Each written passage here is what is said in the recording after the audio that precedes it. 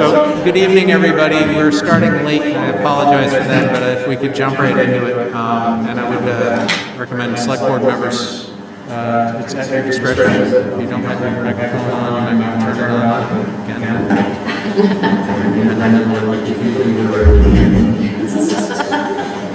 So, the first order of business is the minutes from July 1, 2025. Is there a Move to approve the subject matter application. Is there a second?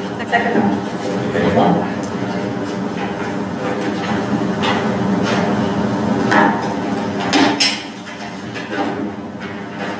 Page 2.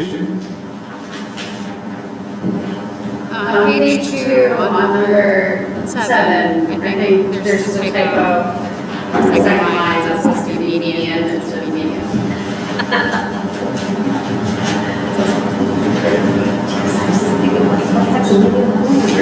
What? I was just asking the whole time trying to figure out what you need on the homeowner list.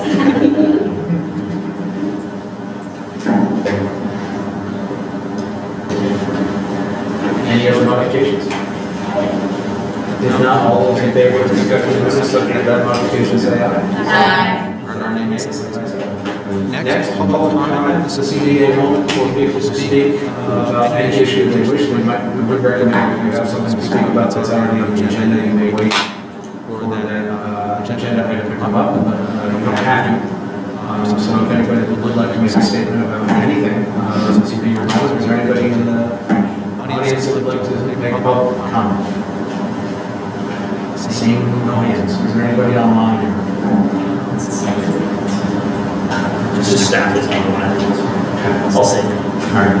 Okay, next on the agenda would be the Verizon Sullivan Peter, village share. Yeah, so last meeting, the select board asked to consider a proposal from Verizon Wireless to locate a repeater cell phone antenna in town operating the village to address signal deficiencies. Town previously considered the co-locating roof of the police stations as a second alternative for consideration. At the last meeting on July 1st, there was a full review of the proposed site plan along with a radio frequency report conducted by a third party to ensure the site would meet federal safety standards. Should the board wish to proceed further, the next step would be to direct the town manager to negotiate a lease agreement for the antenna with Verizon. We had some questions come in after initial discussion at the last meeting. Your users here representing Verizon addressing those questions and the questions the board has or Come up and I don't want to be too formal, but you could state your name so everybody knows who you are. Yeah, I'm Andrew Davis. Just press the button. There, yeah. I'm Andrew Davis, work for SAI on behalf of Verizon Wireless on this project. As Eric stated, Verizon is proposing to lease space from the town at the police department for a communication site, which would include constructing an approximately 14-foot by 14-foot cupola together with ground space for equipment, connected space for the antennas. As Eric indicated, we did have a third party complete a radio frequency exposure report per the request of the town that was further expanded to include the town offices. And then as an additional follow-up, they did calculate all ground space outside of that area that was contemplated in the report to be less than 10% of the standard. So that's there. There have been no changes as it was presented before on the site itself or any of the site attributes. For further context, there were some questions that came up as to consideration of the rest area site.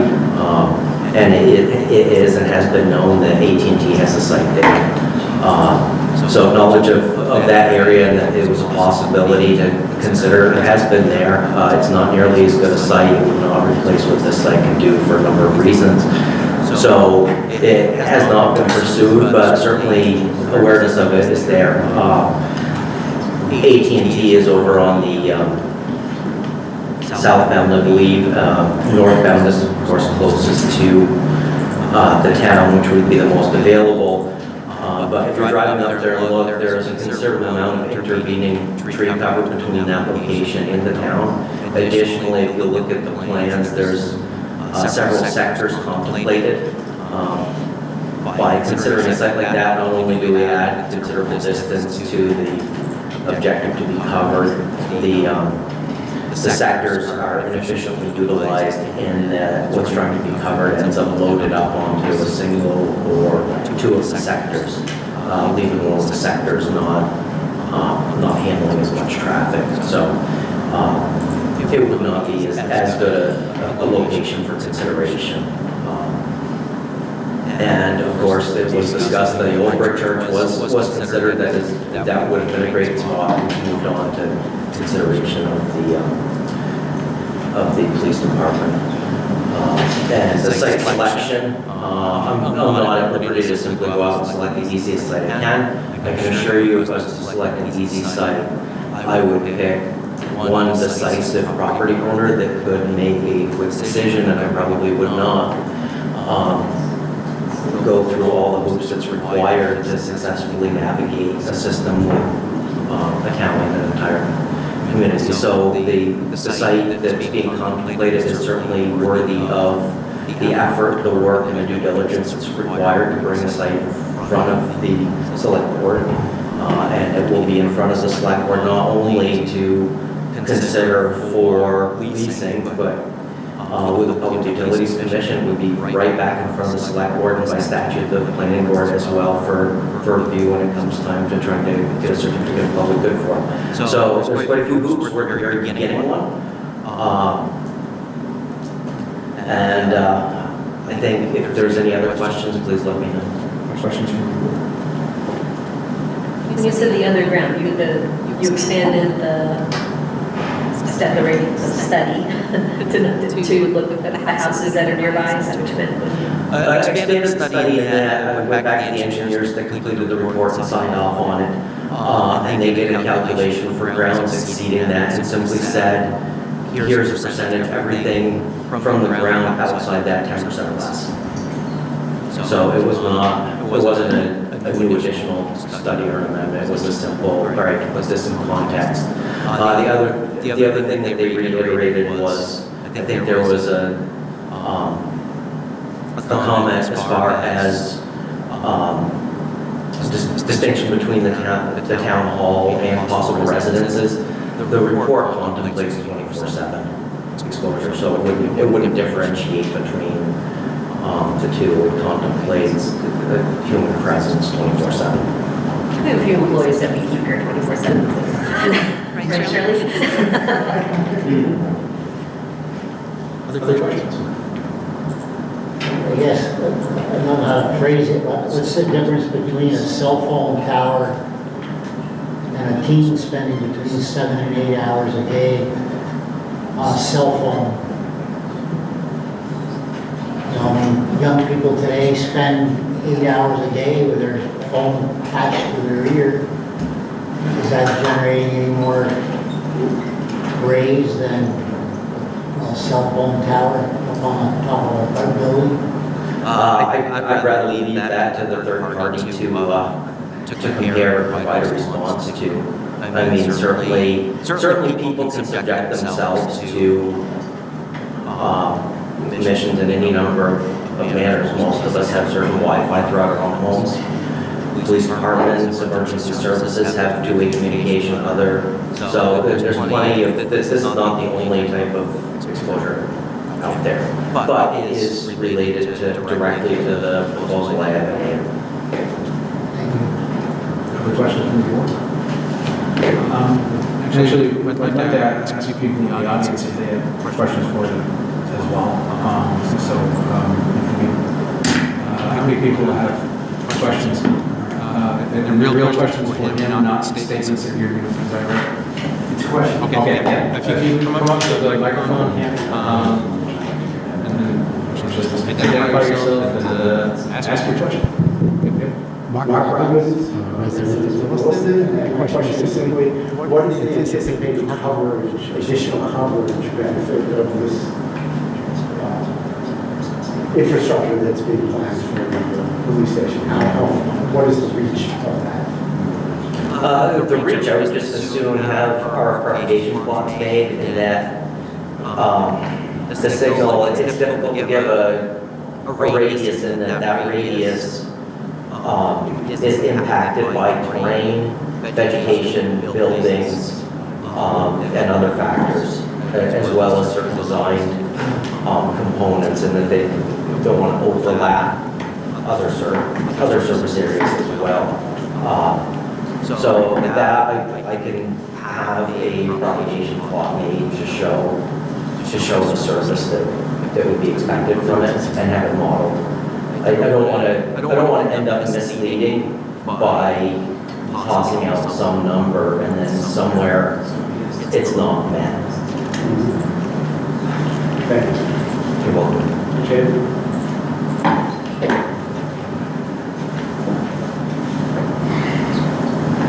Yes, I do agree with comments that you've all received, and I wanted to correct and elaborate on the first one, which is there is a elevation sketch in the materials. I have not scrolled down to it, so that was my oversight. But it raises a question, because on that sketch, it shows the antennas with the center of the antenna about equal to the top of the ridge A of the police station, which is at 40 feet above the ground.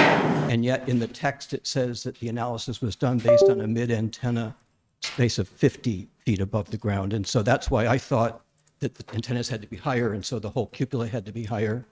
So I've asked Andy, is it Andy? And either one. Okay. I've asked Andy if he could reconcile those two pieces of information, because I didn't understand how it could be a center of 40 feet, but the analysis was done with a center of 50 feet above the ground. And before, so I won't come back to the thing, I just wanted to say a ground analysis is great, but there's a second floor apartment in the orthodontist office right directly across the street in a straight line with the alpha emitter. And so I find that inadequate. Thank you. Thank you. Any other questions for Andrew? Any other comments for that matter? Yeah. Reed Carr, resident. Yeah, similar questions. I'm curious to know when we would be able to understand the likely reach of the system, and I assume that's something that the select board would also be interested in. Like, at what point in the process would that be modeled? Following this meeting, I can request that propagation plots be provided. And then also similarly on the radiation modeling, I think it would be good for the public to be able to see what that is for the non-town buildings in the area. So is it possible for that study to be updated to display the radiation levels for the surrounding buildings so the public can view it? Well, the report took into account all the closest proximate buildings, and all of those are well within the FCC limits. So anything further out would be even further within those limits. So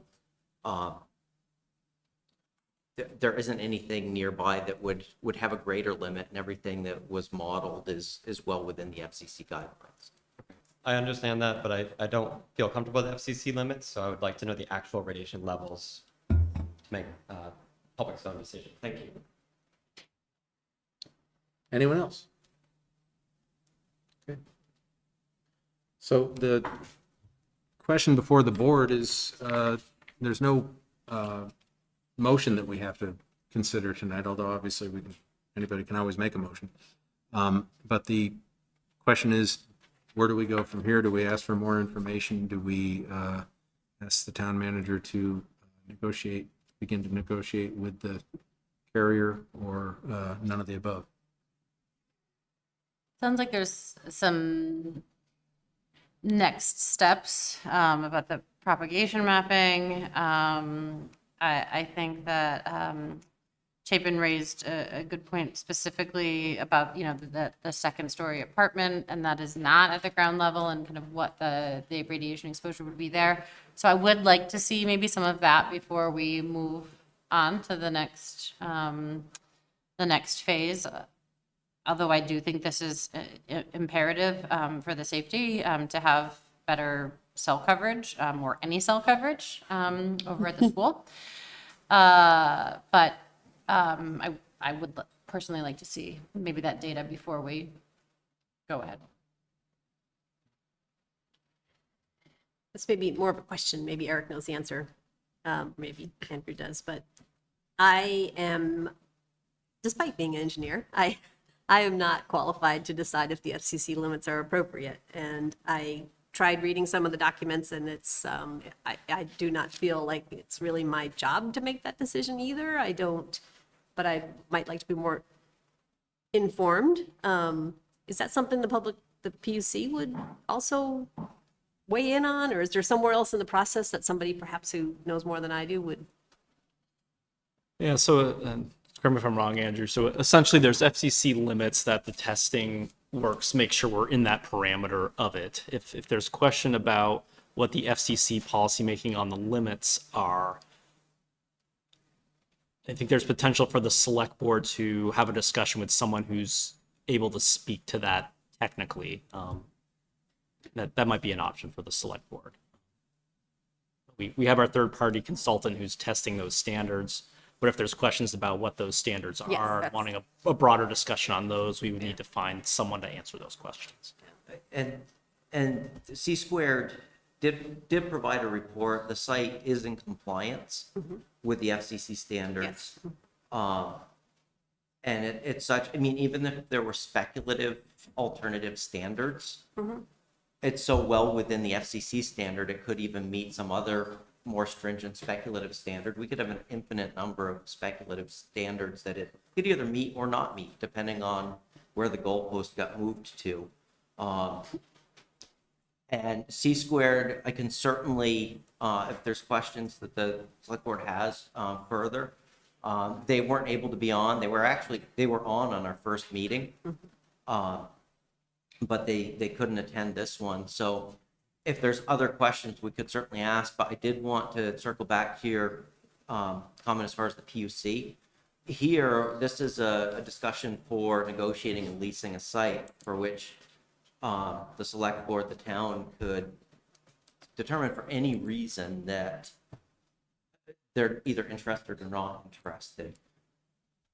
Once we're on the other side of a formal agreement and pursuing a certificate of public good through the Public Utilities Commission, denials based on health would be preempted by the Telecommunications Act. So to solicit opinion from them for that part of the process would be too late in that, if, you know, depending on where the town stood on the limits. So just So want, it's up to us to make that decision. Like I said, I don't, I have heard both. I've had people that I respect say it's not an issue. I have people that respect who have said, oh my God, don't believe those FCC things anymore. And I'm just in a quandary in the middle. And since I think, you know, public health is something that we should take seriously, I'd appreciate at least a pass at, you know, and if the person can't come in, I'm happy to if there's a objective person who could point me to something that's a little more layman friendly, I'm happy to just read it on my own. It doesn't have to be here, but like I said, I've heard conflicting things from people I respect as. Chapin, you want to come up?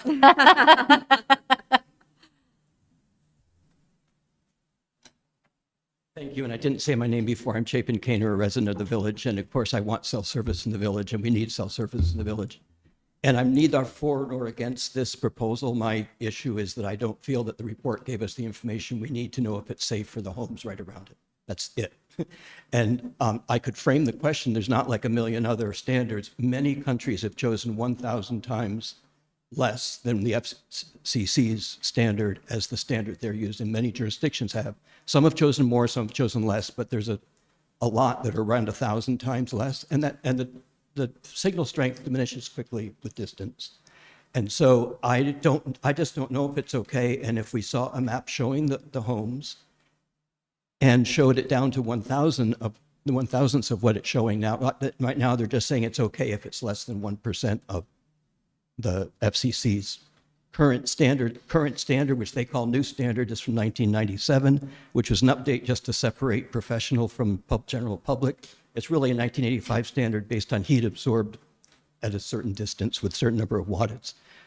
And so I just feel like we need better information than we have to know if it's safe for the people in the immediate vicinity, and a map showing 1,000 times more lower signal than what was being mapped and includes the residences in the area would it certainly satisfy me. If that says it's okay, I would certainly be happy. I want service.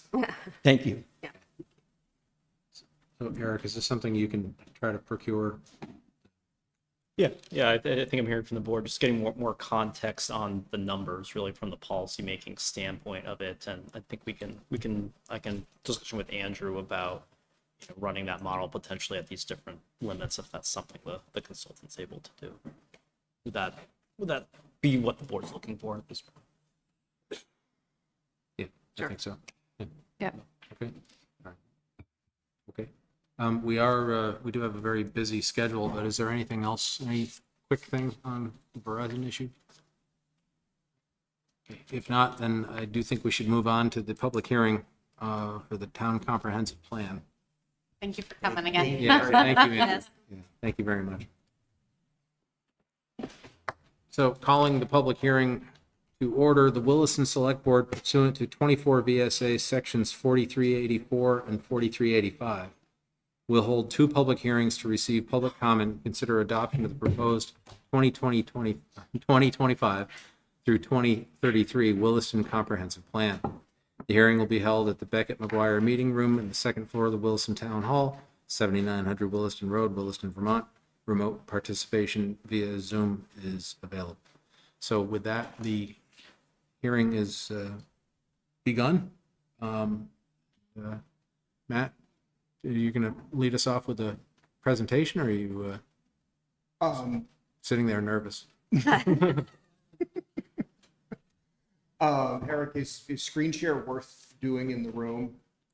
Yeah, it should work fine. I'll just give you the, Let me go ahead and be a I gotta make you a panelist though. panelist. Got to get, there we go.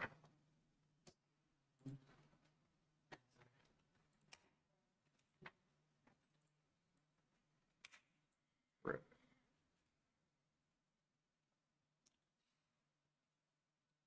I'm just going to go ahead and share my screen, which is just my web browser, so I can go between these documents as we talk tonight.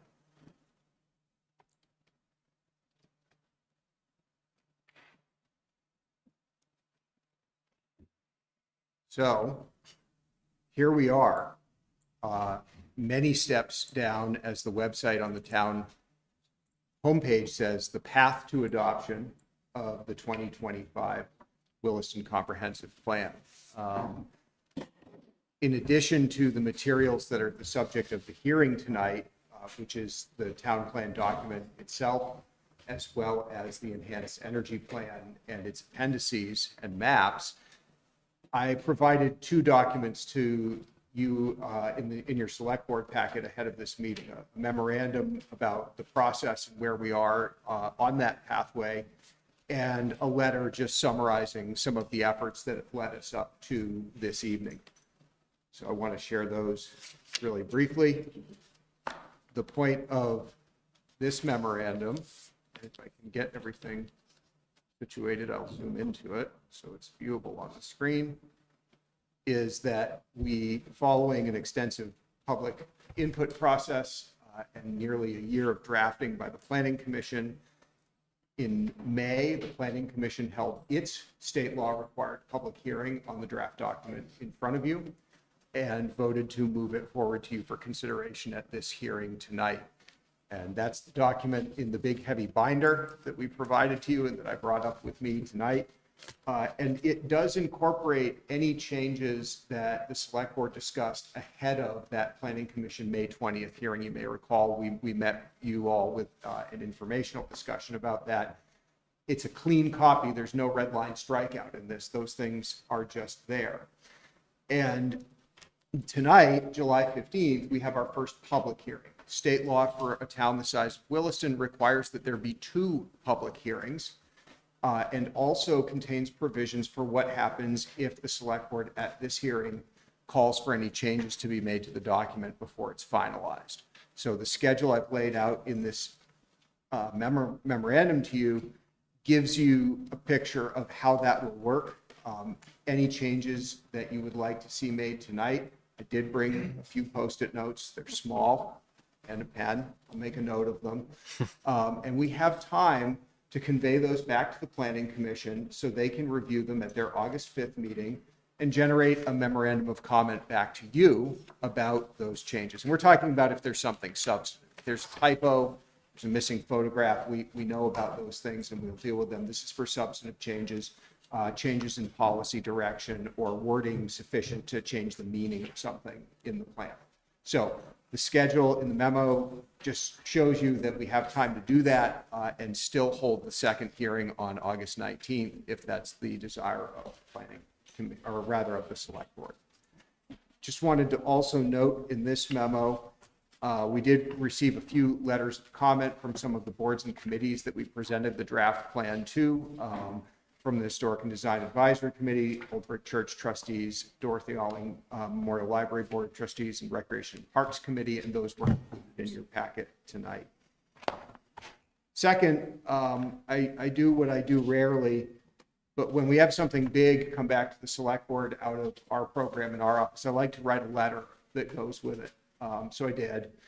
And I won't go through this point by point, but suffice to say, the document in front of you represents an incredible effort made by our staff, our planning commission, our supporting boards and committees, other members of the town's leadership team, and most importantly, our community.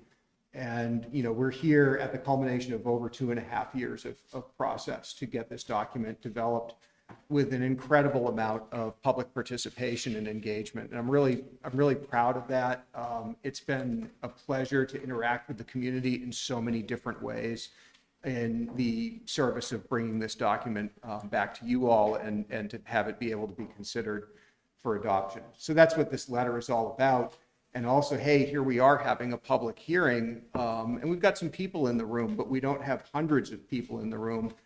And I just want to convey a sense that that's okay, because we have had hundreds of people in various rooms throughout the process, and we've worked very, very hard to make sure the voice of the community shows up in this plan throughout.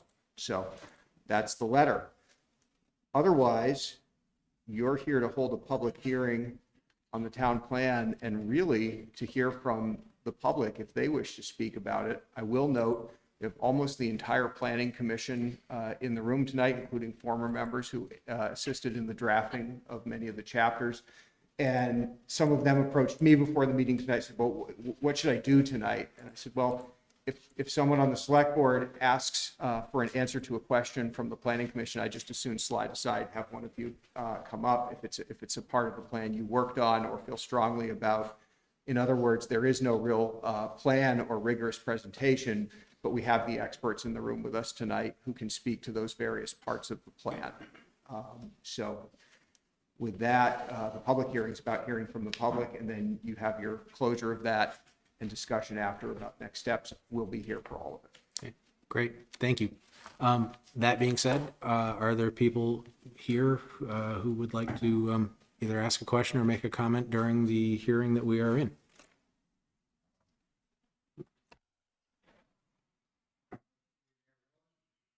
Kevin Batson, a long-time former planning commission member, energy commission member present, and Williston on the Move bike advocacy group, walkers and bikers, and it's a Green Mountain Bike Club member.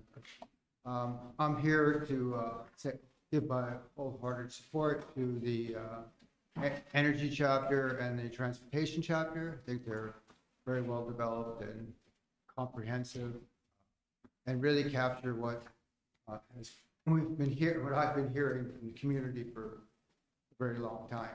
So thank you, Bert. Also like to thank Eric for meeting with Williston on the Move for getting, making some of these improvements to the gaps in the pedestrian bike network, and for that. But I do want to say that the one thing I did find missing in the transportation department, it really captures everything very well on paths and walks. It's just the road infrastructure is, if you compare Williston to the surrounding towns, Shelburne, Heinsberg, Richmond, as soon as you enter Williston, it's different.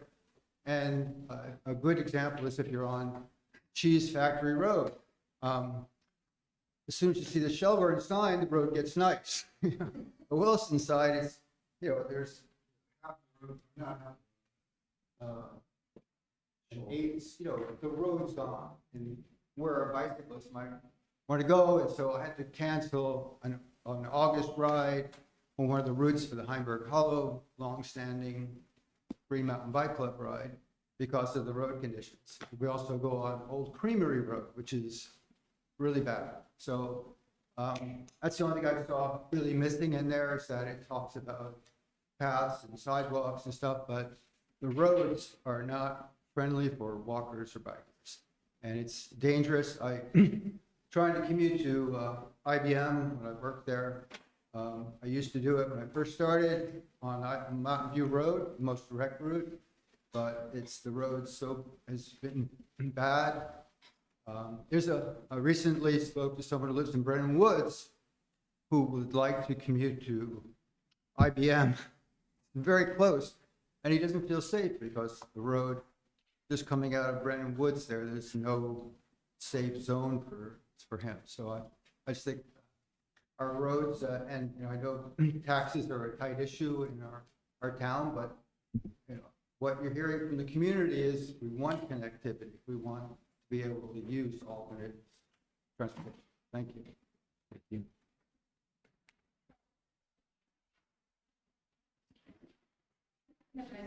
Please do. Hi. My name's Courtney Kutcher-Fellow. I am a resident and I'm a new member of the Housing Committee.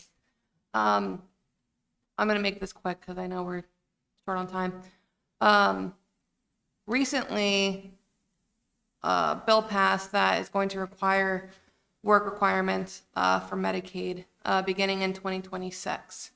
This is going to have a particularly negative impact on residents who are struggling with substance abuse related issues, patients who are going through MAT or medication assisted therapy, who are trying to get control of their substance abuse disorders, opiate use disorders, and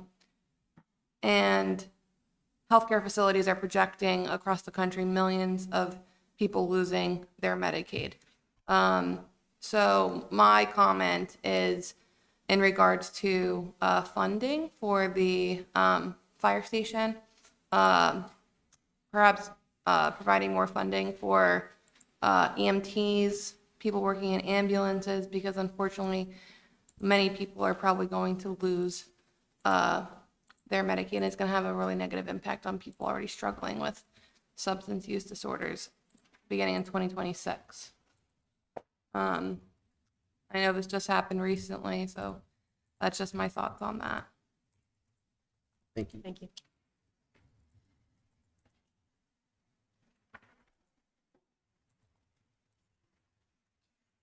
Hi, again, I'm Mark Robbins. I'm a new resident of Williston, moved from the Rochester, New York area in December.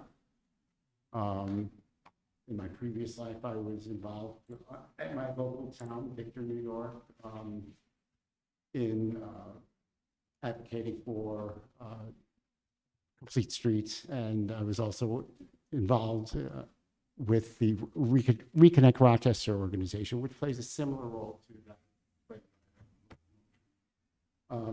Anyway, I'm here to support, I've read the transportation section of the master plan, and I think it's well written, and I kind of like to reiterate and support what Kevin said. In addition to the pathways and sidewalks that are identified in the plan, I think that the town will be able to strongly consider approaching our roadways, as complete streets to the extent possible. That might consist of adding paint where, space exists to delineate where cyclists and pedestrians can safely occupy the roadway. And in some cases, when roads are up for major repaving projects, strongly consider adding pavement so that we can have complete streets. Thank you. Thank you. Other people?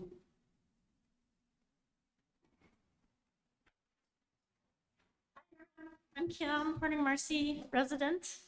And at first I want to say, wow, thank you to staff and select board and all the people on the town committees. It's an amazing plan.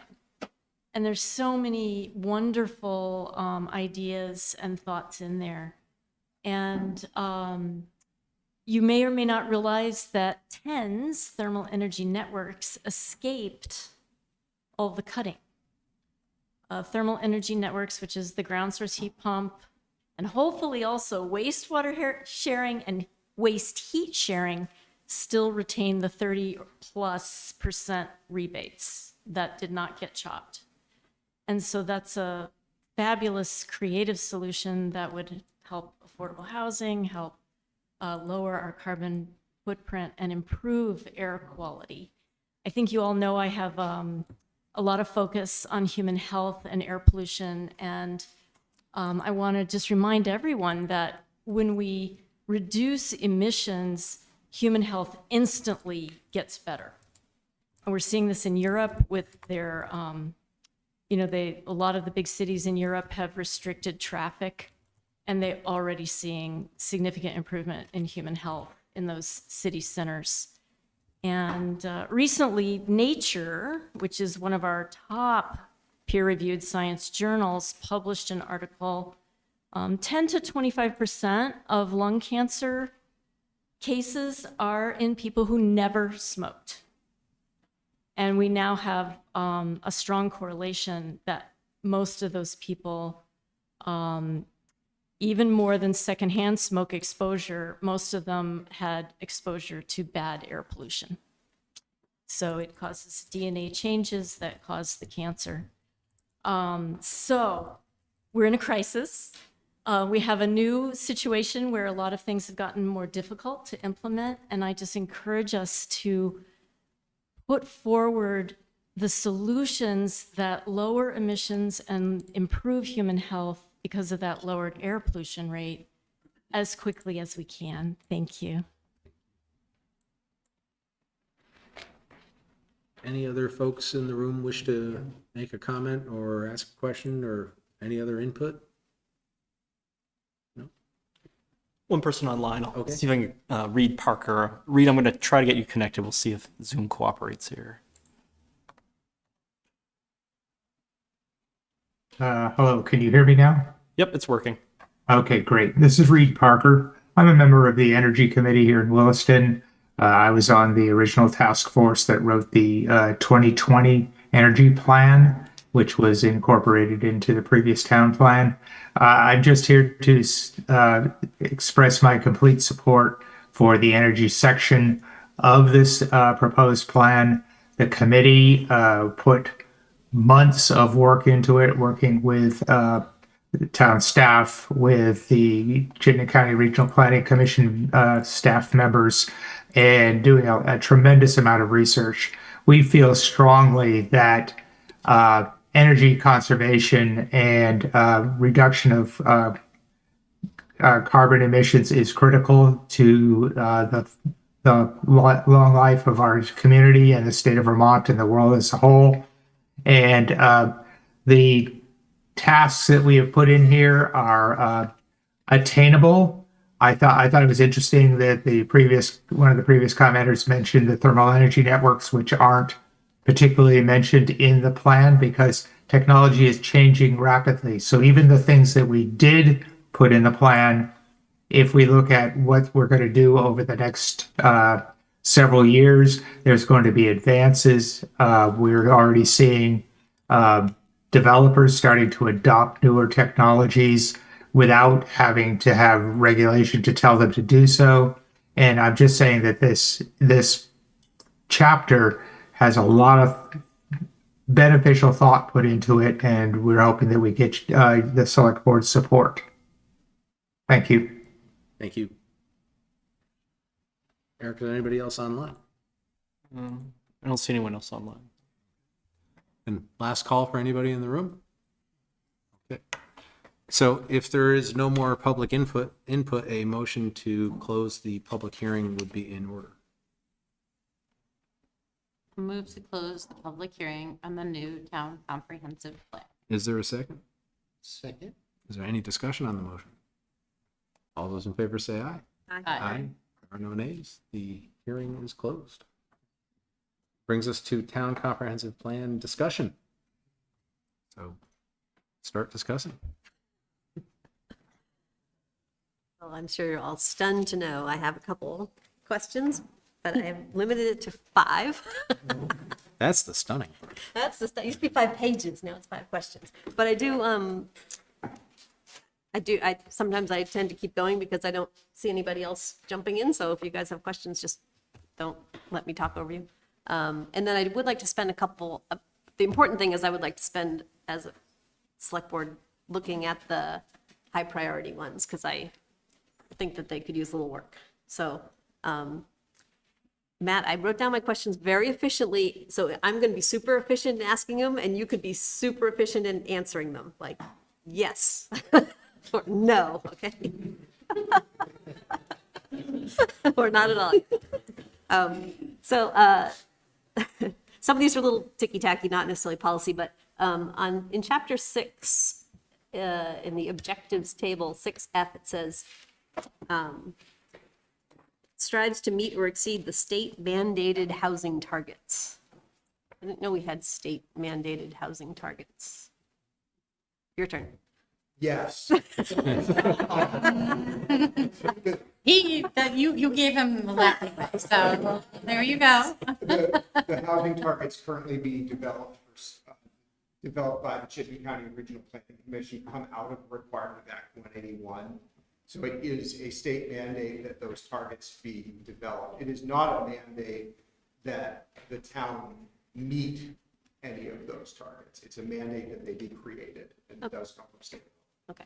If that falls under the category of just a tweak, if you would clarify that, it would be helpful to me. We can add a citation to the. Or just, yes, I don't want people to think that we have a mandate to do so many houses. I think that's within our restriction. Okay. So this one's a little more substantive. 8.1.2.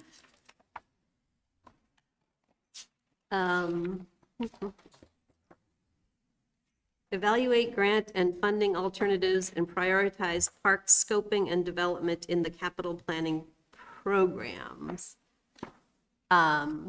If that's asking the select board to prioritize parks over other town issues, I have trouble with that.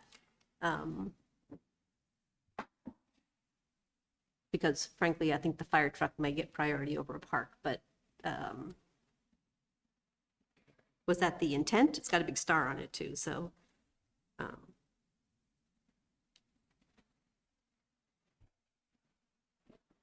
I knew you'd get up. I knew. Just all the usual, you and me. Okay. So if you read through that, we can clarify it, but if you read at 8.1.1, it says develop a new master plan for parks. Yep. And so flowing out of that, we would prioritize funding for park scoping and development. I do think that public comment was very clear that Williston people want more investment in our community parks. But yes, it is obvious that we need the fire trucks. So it is not to prioritize it above and beyond that. That's the question. What you're going to find out is that the Williston wants a lot of things. Sure do. We just heard about rec paths, right? So especially since it's a high priority one that's going to be carried over, I would, I can't agree to prioritize this in the capital plan. I know we've done some things with smoothing the whole funding decision on other places. It's just one jumped out at me. I just want to clarify that although the word prioritize is used in 8.1.2, the main verb is evaluate. And the star for priority means this is really splitting hairs. We're Yes. prioritizing evaluating funding alternatives for parks. So the project here is to try to come back to the select board with a menu of here's how you could, with your limited resource, fund a parks expansion that's desired by the community, not to say prioritize putting your money there over something else. So this is really let's write a white paper about funding sources for parks, not let's make a decision to spend money on parks and not something else. Okay. I'm We can, open to wordsmithing that doesn't make me feel like I'm in my hands, like I've agreed to something I don't want to. And we're moving fast now, on to chapter 10, 10.4.1.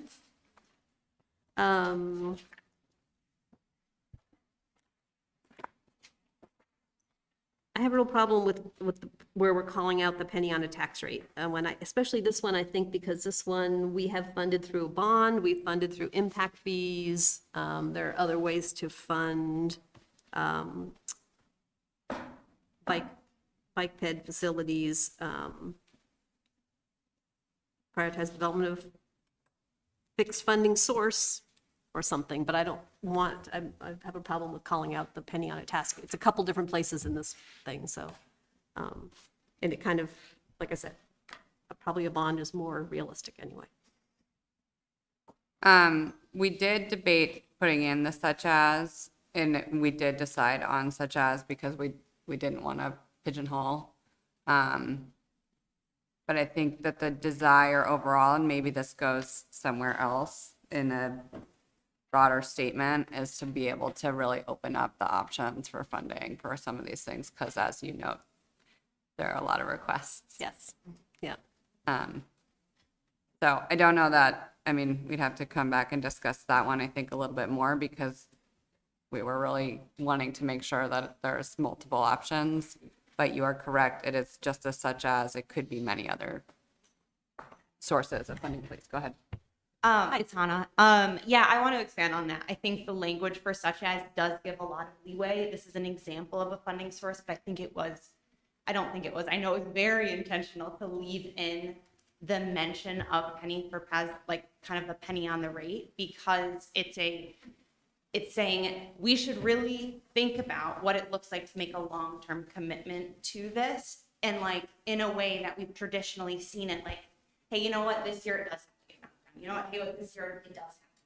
And so it's just saying this is an example of what it looks like to have a fixed funding source, a dedicated fixed funding source. So it's not saying we will have one, it's saying this is an example of like, Yeah, I understand that, but you could say such as impact fees just as easily as such as penny on the tax. But my point though, just to think about it, is that a penny on the tax is about $200,000 a year. You are not building very many square feet of sidewalk with $200,000 a year. I agree, and I think it's also a way that we've seen like surrounding communities be really successful in building this type of infrastructure, which is what made it work. So I hear the concern. This was just kind of one of the reasons we pulled it in, because we've seen it be successful, and it kind of conveys a level of commitment that we've heard from members of the town. I personally feel pretty comfortable with that. I think that using such as is pretty strong language that leaves it, as an exemplar and not, so. Can I comment on that? Sure. Jean, this is Chapin again. We were very intentional about that because we saw the success, particularly of South Burlington. If you go on Route 2 to South Burlington, you'll see some pedestrian crosswalks across Route 2 that were funded by their penny on the tax rate. And what happens with long-term goals that are aspirational is they often don't get short-term funding. And if you look at the funding in the Environmental Reserve Fund over the last 10 years, you'll see that in real dollars, it kept going down because it was long-term investment and it was always being cut for short-term gain of tax rate. And so yet the public, when it was put on the ballot, voted more positively for it than they did for the town budget. So the public wants some of these long-term things that are hard to, in the short term, say we want to put the money to them. And so sources of funding like that that guarantee the funding for something that otherwise might be cut, I think is an important way to balance our priorities, because that's a long-term benefit that we sometimes shortchange ourselves on. Does that make sense? That's where I come from on Yes. this. Okay. Can I ask a question on this? So I noticed it doesn't say evaluate, it says prioritize. The penny on the rate, why wouldn't it say evaluate, prioritizing? So this is one of the, you just heard from a couple of our community members on this. This is very, very clear that this is something that for a long time, people in Williston have wanted more infrastructure for bike ped. Sure. And that the funding source and the level of funding has not necessarily kept up with what is being requested in infrastructure. So this is, if we go back to our, verbs that we use, yes, this is prioritized, because it essentially we're kind of past the point of should we evaluate whether or not people want this. It's very clear people want this, and it's something that we heard was more important. Yeah, and that's completely legitimate. When we did the penny on the rate for the Environmental Reserve Fund, I voted for it. But I heard a lot of people coming up to me afterwards saying, and I'd already thought this anyway, but I thought it was in balance and worth the vote. But when you do a penny on the rate about pretty much anything, it's a decision that the town people are going to make, and they're going to say, oh, bicycle infrastructure and sidewalks. So yeah, I love those things. Oh, wait a minute. We have to balance that versus the tax rate, which has to include in it raises for the fire department, increased health cost insurance, whether we fund low-income kids getting into the day camps. And so that's the nuts and bolts, and that's the sausage being made. And when this, penny on the rate technique comes out, I get concerned, because it means that, it'd be like saying, well, anybody want to fund fireworks this year? Yeah, let's do. Who doesn't like fireworks? I mean, by the way, I bring that up because when the Great Recession happened, I actually voted to cancel the fireworks so we could save money, and nobody even seconded the motion.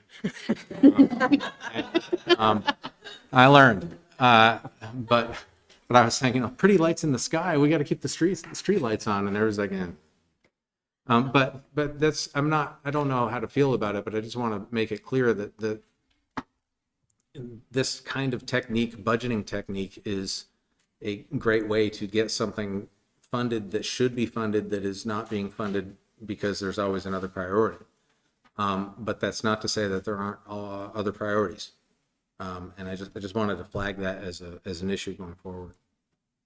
Yeah, I was very instrumental in getting the last bond passed for bike paths, including this very popular one over here we built with that. But what we did is we took the money that was being spent every year and rolled that into a bond payment. So we got $4 million now, and paid it off over 20 years, as opposed to waiting 20 years to save up $4 million.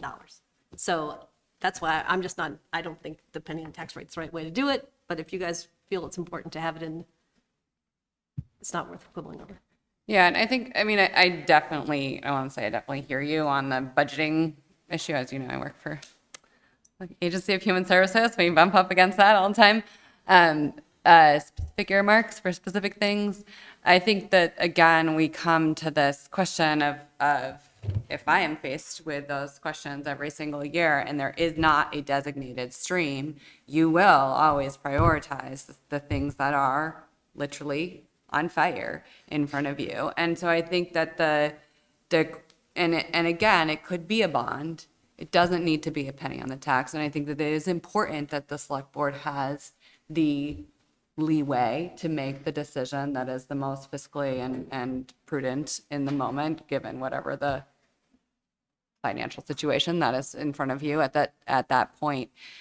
But to the points of Hannah and Chapin from earlier, we can't continue to do this thing where these long-term investments in pieces of infrastructure that Williston residents have very, very, very clearly told us they want keep getting shortchanged in that way. And there are other ways to go about it, But this is the way, again, that we've seen has had success. It could be another bond vote. And again, I don't think that's necessarily, a bad, worse decision, better or worse decision. But we haven't had other successes right now in getting the amount of infrastructure that we want through just normal tax rates, which is, as you say, gives you more flexibility when you need it. And I hear that. And I think you described the problem, Ted, very well. And I'd just like to say, as somebody who's been on the Planning Commission for some time, and for year after year, as we reviewed the capital budget, as we are asked to do, we recommended buying a second sidewalk plow and plowing all sidewalks, and it was not refunded, not funded for 3 or 4 years in a row over our suggestions. And so I just feel as though we need a way to balance, and it's not either or, we need a way to balance. And it's a little bit hard for me to hear you say we have to when we have the second lowest tax rate in the county and we have income adjusted tax rates for the school taxes. And so the people who complain that our taxes are too high, they are. I mean, it's okay to complain, but it's all relative, and we need to balance those relative things. Thank you. But we did have a budget go down 2 years ago. And not only that budget went down at the same time that we were asking people to fund for the parking lot, and they said no. I have a lot of thoughts on that, but I'm not Twice. Twice. Yeah. So I mean, it's So real. just because that was fun, I have one that's really going to stir things up. 10.5.1, I'm almost done, you guys. 10.5.1, fund Green Mountain Transit so we can provide transit that's frequent and rapid enough to provide a viable alternative to driving. That's got to have some evaluate in front of it because I don't think that's how Green Mountain Transit works. Well, we currently do provide funding to Green Mountain. We Transit. provide funding and they decide where they're going to spend it, Right. right? You can't say, here's another, we don't get to choose the routes. So I thought we'd actually taken that out. It was kind of funny that it's kind of hanging off that side. I am entirely in favor of public transit. I just don't think this is actually how Green Mountain Transit works. Having spent 10 years as your representative on Green Mountain Transit, I would just like to say that there was a formula for adjusting all assessments based on service. That has had problems in the last couple of years, and the whole agency has problems now. And it is a municipality to which we belong. And there are problems with having town-by-town funding of a regional service. Right. And so this is problematic, but I think the current situation says that transportation is vital for people who are needy of, and also for reduction of travel, the congestion on our roads I'm totally, and of parking you don't spaces. just Okay, reach into the so choir. that's I totally get it. I just Our don't current think this method is of the- doing it, that's our current option. And I do think, we have a multimodal study that we've done in the past, and I do think other options should come up. But for the present, it would be hard to imagine a way to provide what Green Mountain Transit does in the short term. Thanks.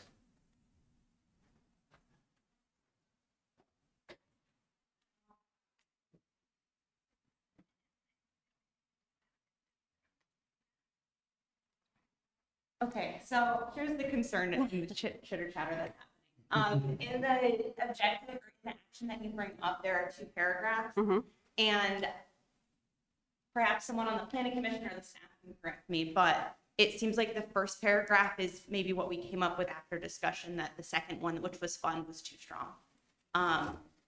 So if anyone on the planning commission remembers that, it could have been an issue.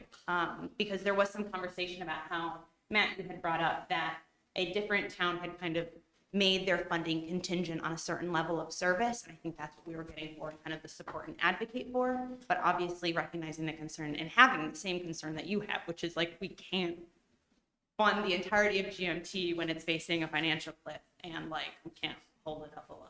So I believe the correct text is the first one. And if you have no concerns over that kind of support, Yep. I think it was an editing issue.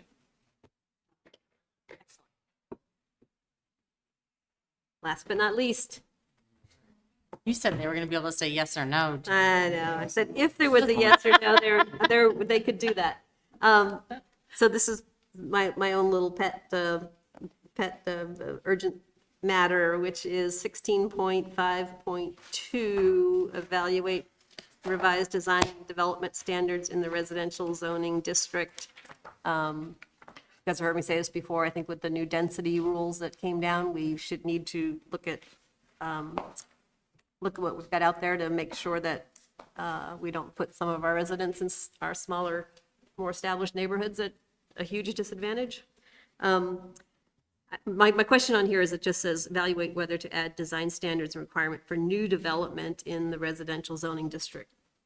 Does new development mean we're putting in a new development, or is that like a new, when they rip out a 1,200 square foot ranch and put in a 4-unit apartment building, is that new development, or is that? So that just means like when we rezone something or we make new standards or we update things, we grandfather in existing stuff. So we can't apply all the standards to everybody who's already there and got a building. So it's when you build something new. Okay, so. Whether that's a development or a house or a parking lot. I see. So if it was a new house on a lot. You got it.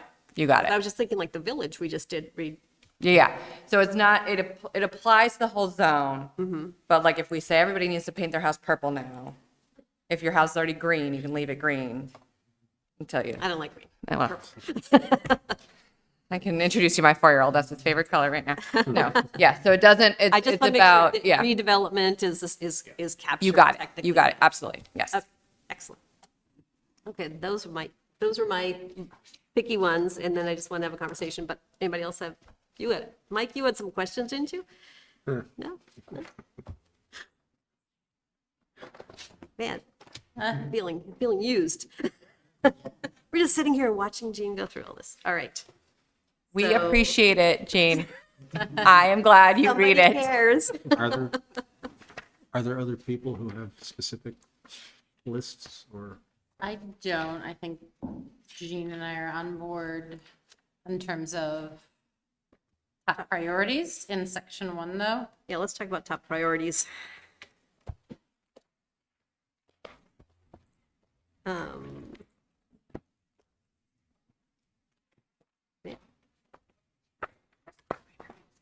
So I think there's a couple that are missing and maybe a couple that are redundant, and so I just kind of started at the very beginning, which is feels uncomfortable to me that we have nothing from chapter 1 as a high priority. So I was wondering if there was thoughts about what we could include. So what I'm looking at is the implementation table, and it's got them all listed, so you can see. Chapter 18. Yeah. Yep, chapter 18, so faster way So to it said chapter 1, but yeah. Yeah, so this is less of questions for you guys and more a select board discussion, I think, but. Yeah, I'd like to second that. I think that that making our town boards, making our representation inclusive, and making sure that people who represent us as our volunteers, making sure that they are trained in inclusive and equitable practices. I think that is a priority. And I think that needs to be noted as such. And so I think Jean and I were talking about possibly 1.2.3, but as a whole, I think even just 1.2 as a priority, but.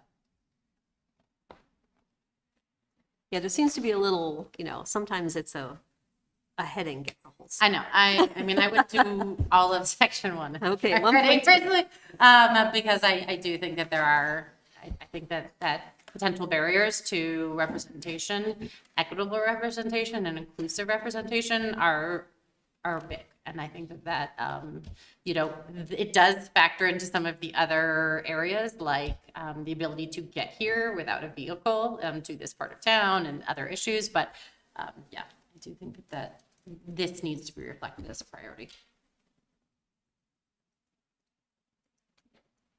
That's kind of a question for the select board, so I don't know if Mike or Ellie, you have any? comment, but I agree with you, Greta. Thanks. Should I keep going?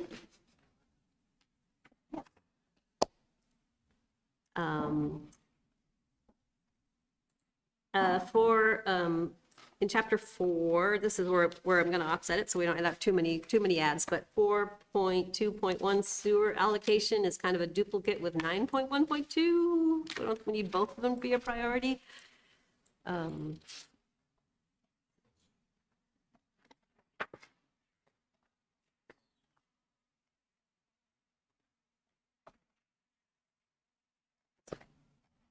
So I would probably drop 4.2.1 as a priority just because it's already covered in the infrastructure chapter. Yeah, we may have just noted that they were essentially the same action serving the goals of two different chapters, and then because it was prioritized in one place, we gave it the star in the other. In other words, not trying to count it double so much as trying to be consistent. That's okay. I know if you put all the priorities on a page, I know you don't want to have 45 of them, right? Right. So if we're going to be starting, so I thought like if I was going to add one, I should take one off, and that was easy because it was a duplicate. Cheating. And also, let's see, 4.7.3 is about the TIF, and there's also a TIF related one in 6.4.1. So we could drop it if we could drop 4.7.3, one or the other, as a priority.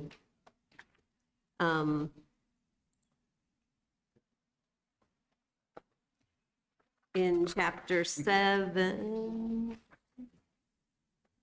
you guys go home and talk about me, don't you? In chapter 7, I'd kind of like to see the police substation as a priority, but I don't know if I'm the only one who feels that way.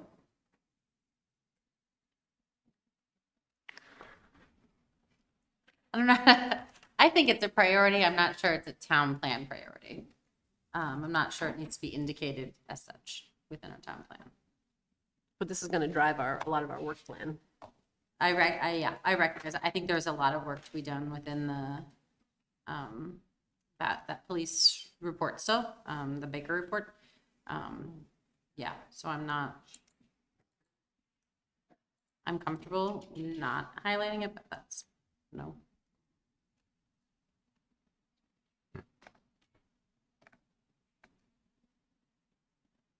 So we have a 1 for, 1 against. Yeah, well, Is the police substation a priority for the town?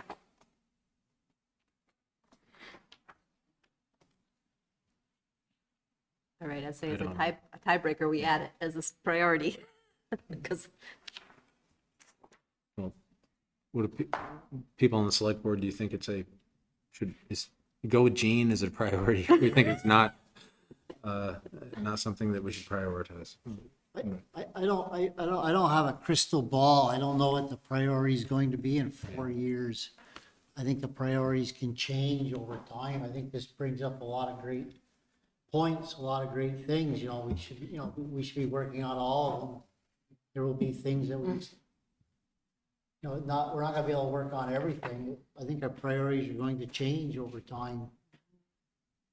But right now, it's the priorities that we have now. Yeah, Megan Cope on the Planning Commission. I would just reiterate that a lot of the things that we put as top priorities were things that we were hearing in our numerous public engagements. And correct me if I'm wrong, but I don't really recall any public feedback saying that emergency services should expand in tap corners. That's not to say it's not a town priority, but I'm just saying in terms of the outreach and feedback from the public, I don't recall that coming up. Maybe Matt or Sheila remembers better than me, but I think we should just keep that in mind as as the mission responsible for creating the outreach, and of course the amazing staff, and then listening very carefully doing analysis of the feedback, that was a large driver of what became a priority. The fact that it's on here means that obviously we think it's important. And, you know, and it could be, you know, potentially a question, right, for further discussion. But I just wanted to clarify that a lot of the priority in here were really directly driven by public sentiment. Okay, well, that helps because I didn't understand that, but I also am surprised because the one I went to, there was a lot of talk about retail theft and, you know, making Williston, making Taft's Corners safe, and this is directly, maybe it's not phrased as the way you were looking for it, but that was a huge priority, the one I was at. What I can reflect, a comment that we heard in a couple contexts was that the town has these sort of core services, emergency services and maintenance of infrastructure, essentially, that are seen by members of the public as you need to do these things in order to be able to do anything else. Those core services need to continue to happen. And I think a general sentiment that Williston should continue to be good at staying abreast of the demands for those services as it has grown. So somebody might not come to the meeting and say, you know what, I'd really want a like to see is substation. a substation. Yeah, right. But certainly we heard people say we like that Williston keeps up with demands for services and want it to continue to do that, even as it explores taking on these other functions or building these other kinds of things that we also really want. Excuse me. To add some meat to that, Gene, in the discussions on the Planning Commission about a substation for police, which we did talk about quite a bit, there's a desire for a transit center there too for multimodal changes and places people can park and commute together or take a bus or whatever. And there's a piece of land next to Shaw's that the town has access to, and studies have been done on it. And our discussion has often been, would that be a good place to have a police substation if that transit center were constructed? Because it would help reduce some of the problems that come with a transit center, as well as provide a location, a good central location. So we actually are thinking very strongly. Okay. All right, I will defer to the fact that this is priorities, not necessarily town priorities, but priorities that came out of public comment. So if that's important, I just think having 4 items on paths and nothing on public safety feels weighted a little bit differently than I think. Also, there's nothing in chapter 13, which is the conservation. I think I kind of asked last time, like, did the conservation committee want to float one as important? But again, if this is all basically what public, I don't know, but I would add the ERF one, 13.1.1, or, you know, that's the 30 by 2050, 30% by 2050, but you've taken the wind out of my sails by saying we don't really care because we're only taking public comment as priorities here. And then again, like I said, 16.5, the development standards I think are really important too, but that can go on my list and not the town plans list. Can I say, I agree with Megan that is how we came to them. And why you see what you see here. There's not a rule that's how it has to happen. So I don't want you guys to feel handcuffed by that. It's just, that was the way that we did it. You know, like Megan said, I mean, we certainly heard a lot about conservation. So it's not that we didn't hear it. I think one thing that's very important to me is that this plan gets used. And so as the body that is responsible for making the policy and determining the funding specifically, which is driving a lot of what is in here, I do think it is really important that you are bought into those priorities. So I again, support and agree with Megan if that's how we came to our conclusions, but as the group responsible for actually doing many of the things that are contained in here. I encourage you to be bought into it. All right, well, in that case, I would encourage the planning commission to think about adding something in chapter 13, which I think should be 13.1.1, but perhaps the conservation committee has a different idea.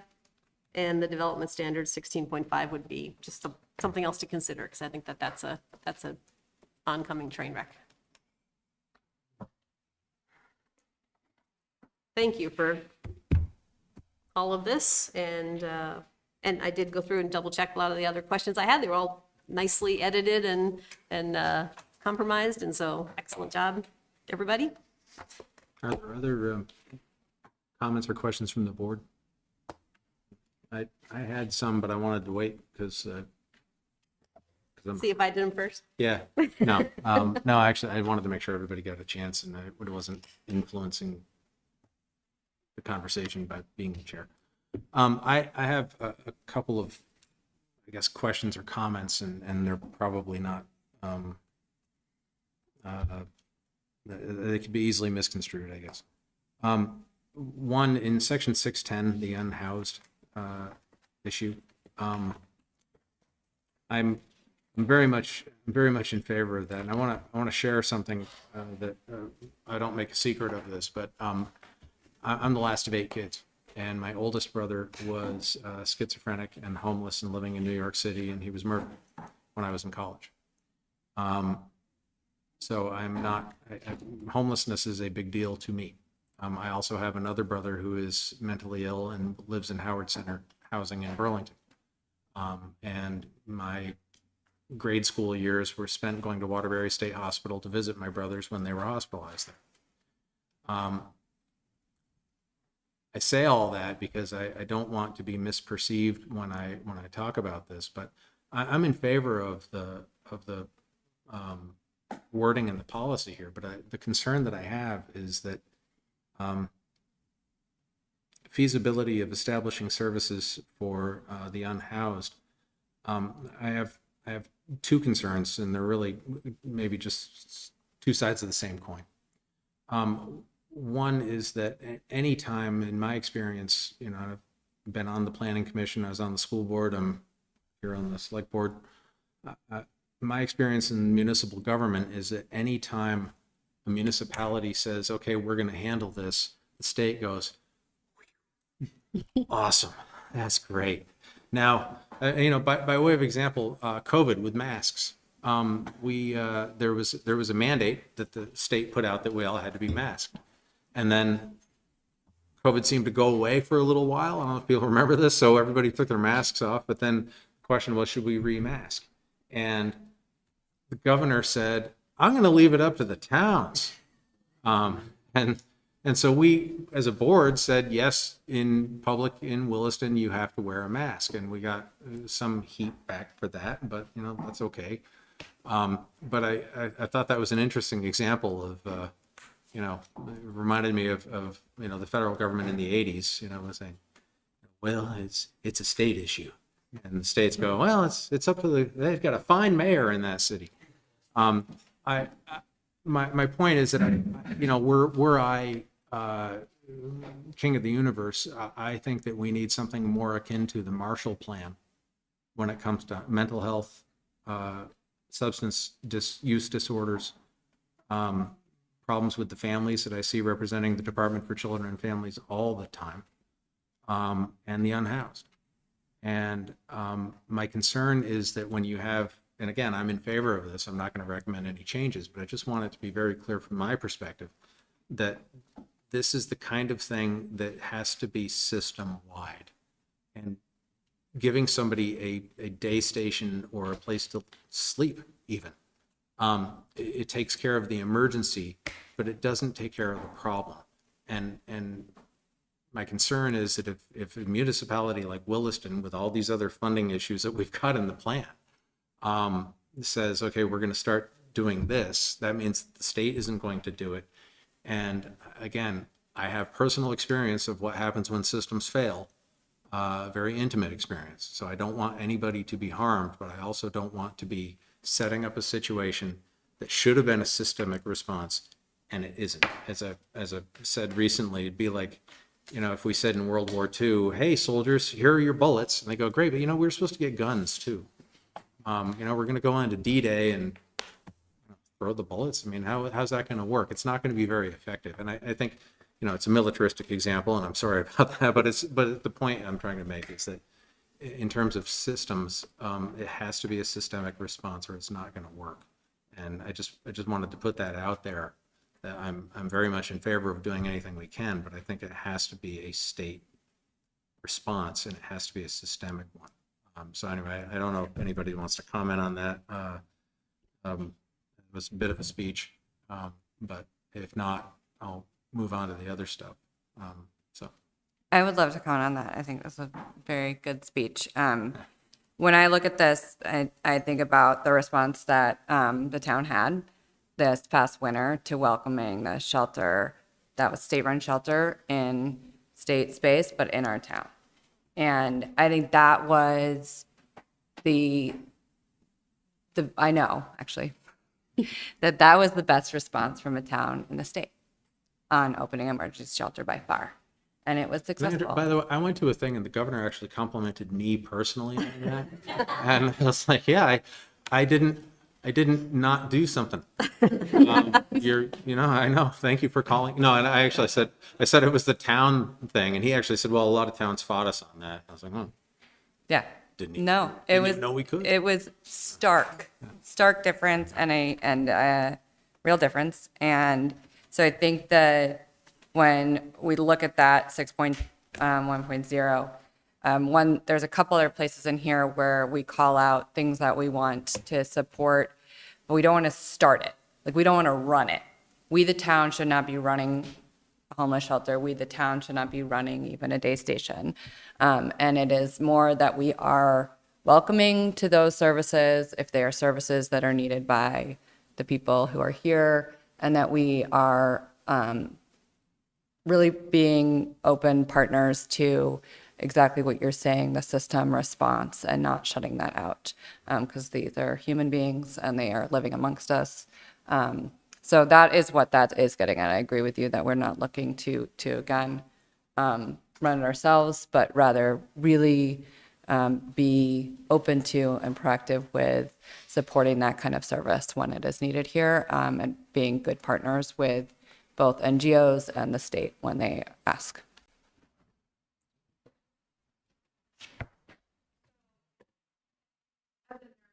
You have to come up to the mic. Okay, I'm back again. Courtney Cutcherfellow. As a nurse and psychiatric nurse practitioner student, this is an area I hold very dear to myself, and I do agree with you that this should be a state issue. I actually met with Senator Kesha Hinsdale at length today and discussed both of these issues at length. She represents Williston.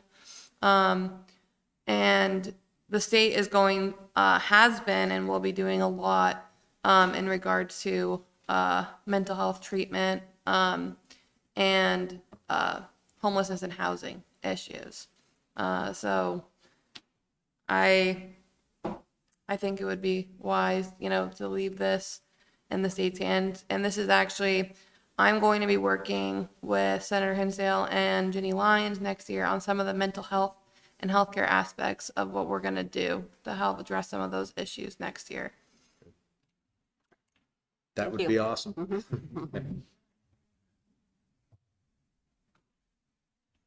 So the other probably politically incorrect thing I wanted to bring up is the section 6.7.1 and .2, the evaluate the need for just cause evictions and the need to establish rent control provisions. I'm very much in favor of evaluating those things, but those are incredibly complex issues, and I think I would need to know a lot more. So again, I'm in favor of keeping that in the plan, but I just wanted to say that if I think that they're not clear-cut things. There's the law of unintended consequences that I think can come into play with both of those things. So I just wanted to put that on the record, so to speak. And then the last thing, again, and this probably is a conversation that could take hours and hours, but I still just don't get the tree nursery. And Chapin, you said there were lots of good reasons for it, and if you got quick good reasons, otherwise we can talk offline. But I was gonna say, I thought you were chickening out. It's like I've taken on unhoused No, people and mental honestly, health. no, I'm I mean, chickening out on Jean- the tree farm. Gene, I couldn't let your example be for naught. I had to. I'm not prepared to give a comprehensive answer, but I know you're aware of the Essex Tree Farm and Yeah. and there are many towns who do have tree nurseries. I've had conversation with Dave Maroney about this, and I'm hoping that whatever we do moves very slowly, but we do have town lands that would be appropriate to grow trees on. And if we have a partner who would oversee it, then I could see it being very beneficial to the town to either lease the land to them or perhaps just have them oversee it, much like the thing you're going to consider later today about someone haying a field, making good use of our lands. And so there is a need for trees in the town, and there is some cost savings to growing trees. And so if things could come together where it was beneficial to the town, it would be a positive. Okay. That's all I have. Personally, I think the town should stay out of private enterprise. Well, just say evaluate. We didn't get to the childcare one, so. Okay, that's all I had. If anybody else has other items or issues, we do have a very full agenda, and we should probably move on to either making a, do we make a motion to send things back? Do we? Yeah, so it sounds like you've discussed some substantive changes, and if there's consensus among the board to make those substantive changes in tonight's hearing draft, staff suggests a motion drafted that encompasses that, because the draft needs to be updated with those changes and rewarned for the second public hearing coming up in August. So that's the formality behind it.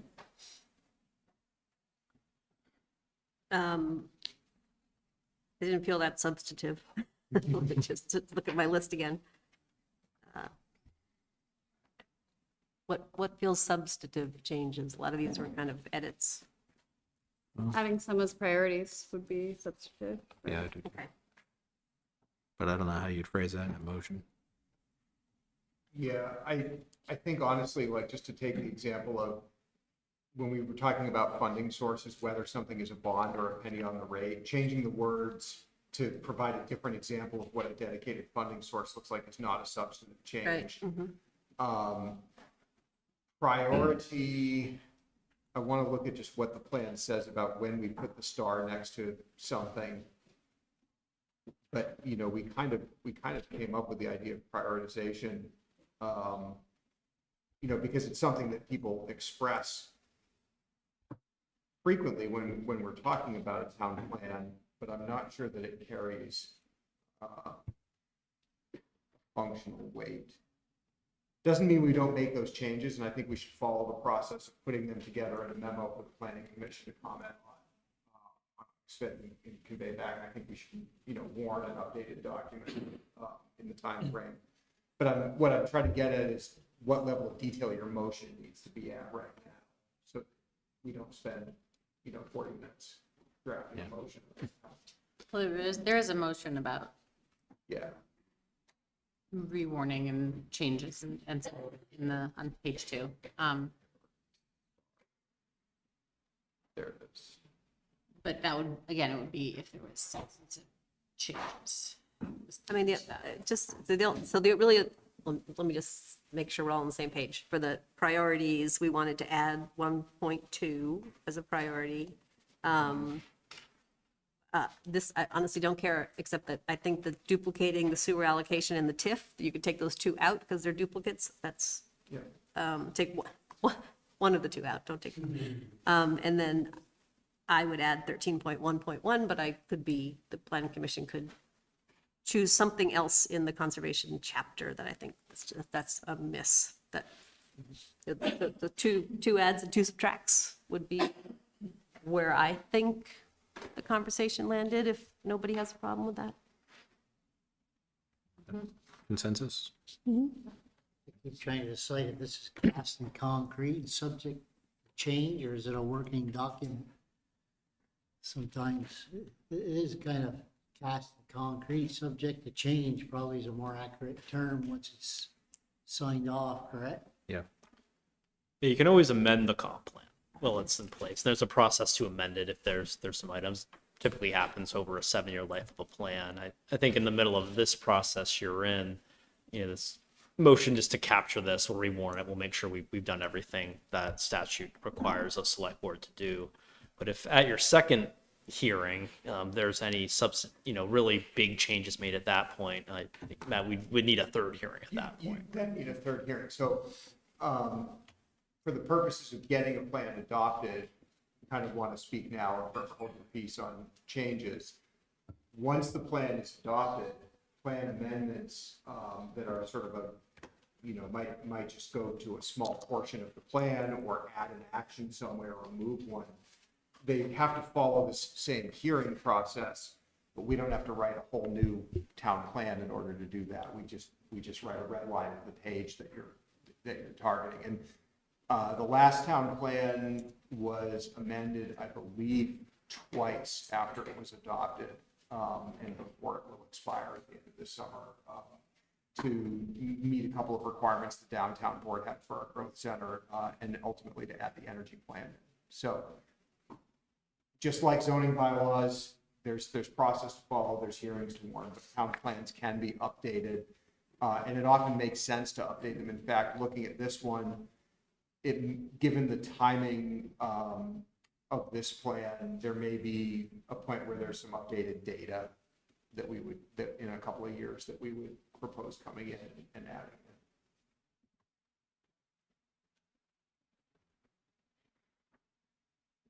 So we're back on whether we need a motion. Whether, I think we do. I don't, I mean, all of the items are still in the town plan, so like the town plan itself hasn't been changed, it's just the priority. Yeah, because I think the other ones I mean, if everybody agrees, they're just kind of edits or Yeah, I don't, clarifications, so it's really just the changes, so. I'd err on the side of following the process. We've heard what you would like changed. We'll make those changes as a staff in documents, so that we can show them first to the planning commission for their comment, and then back to you, if you so move, on the 19th. That way, if anybody ever says, I think that was substantive, you follow the process. Yeah, most conservative way to do it.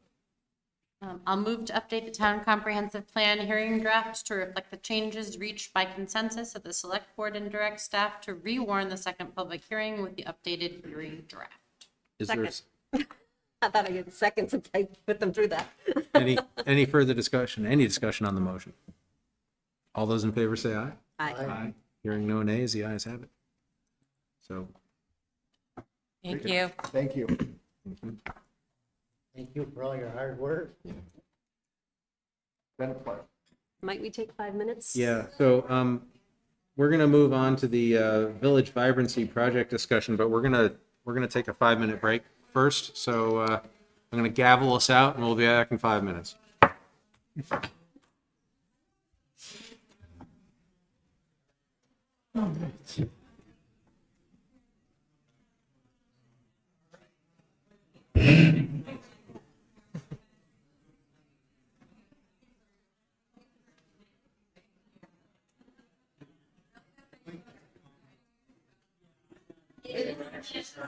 Thanks for coming.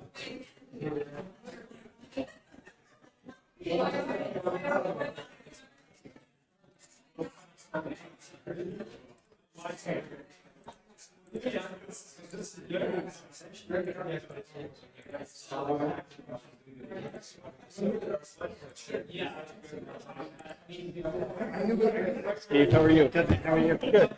Off the record, just a second. Make sure that I didn't want to do it, but to take a I spent 45 years in the industry designing, building. And there's a lot of information about it. And I had to go into it absolutely zero religion. Verizon was like, all right, now AT&T, they were like, I've got a lot of connections. This is laboratories for this technology. Okay. I can reach out to them to say, cultivate the FCC standards. I want to know, I'm pretty sure the human physiology has changed. The other thing is, I don't know if the regular I've got that somewhere. Because they're and they're very, very different. Let's say it's 5 years. I can choose the contributor. Okay, good. Well, I've reached out to them just to get help. Time it is seriously. That's what I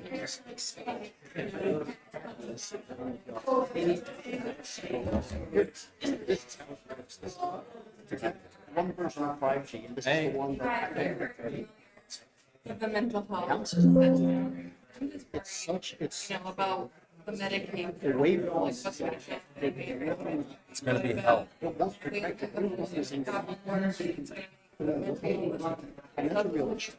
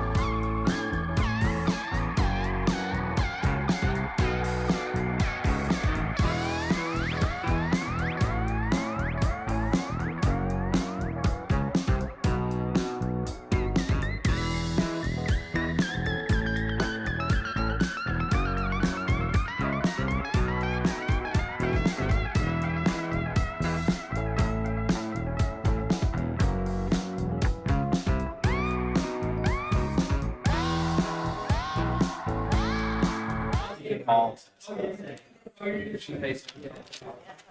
me the dogs. Hey. Humans like you do. At least this. Oh, yeah, I thought you were Person, there. Yeah, I've got all of our conversations. You should be hearing about it. Are you having time with your friends? Like, don't leave the room if you're right, if you're on FaceTime. On camera. we had huge fights, so I was like, are you FaceTiming right now? Yeah. You cannot FaceTime down here. Why not? Because there are other people in the room and I don't even know it. It is my home. I Yeah. reserve the right to Yeah. go to bed. You folks all set? Ready? Okay, so we're gonna come back into order. Next on the agenda, the Village Vibrancy Project, discussion thereof. So, welcome, Eric. I can kick things Yeah. off. So we've had quite an update for the select board and the public and community tonight on this project. We'll have four really parts of this presentation. We've got some members of the trustees here this evening, along with our architect, John Hemmelgarn, our consultant from CPG Maeve, McBride. And just to reset where things are, we've been doing a lot of work the last few months since the comprehensive design was transmitted to the select board. So you'll hear the overview on our capital campaign feasibility report, an update on the project estimate from our architect, a financial analysis from Shirley Goodell-Lackey, our finance director, and then an overall timeline options from myself.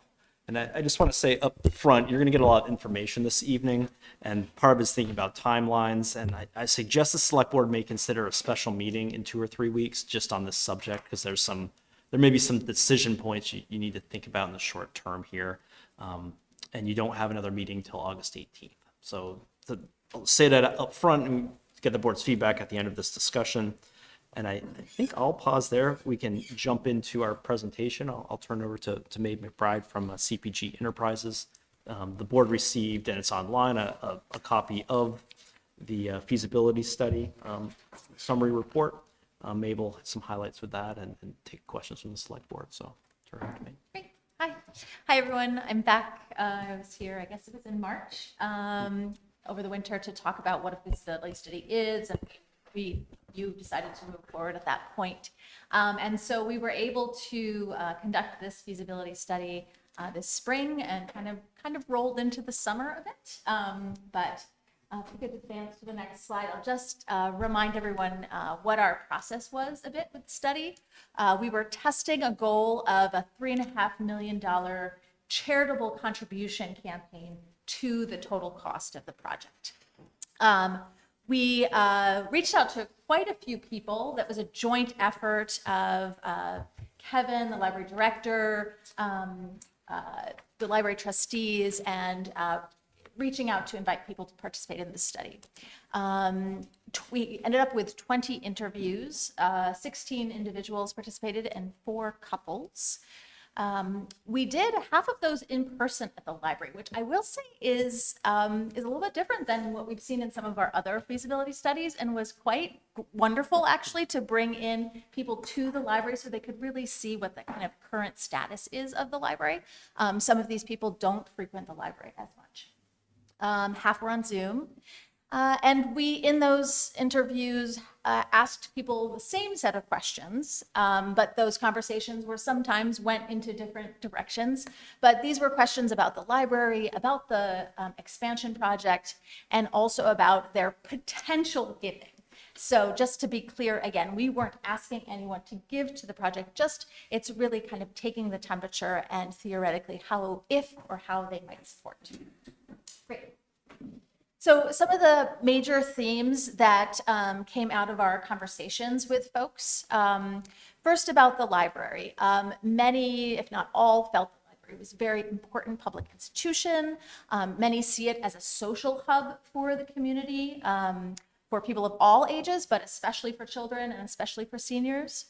The location, again, many felt was really key. The library is going to stay where it is now and remain a vital part of the village downtown or village area. Children's programming, people very much recognized how key the library is for young children, school-aged children. Being located next to the school, again, was part of that, why the location was felt to be very good. And we also found a very high regard for staff and for leadership. So by that meaning the current director, past director, the library trustees. The one thing that was flagged that people felt was missing or could be improved was to promote the library overall, to try to reach people who aren't yet using the library, may not know all the resources that are available to them. On the project, comments were about the real need for community gathering spaces. This was brought up time and time again, that the community room in the library is undersized, and wanting to see a bigger space, a space that's more flexible. Most everyone really appreciated the village aesthetic that the expansion project has currently and can be seen in the drawings. Folks wanted the town green to really much be a part of this project and felt that that was a good combination. I know that was a question that had come up in our time together before.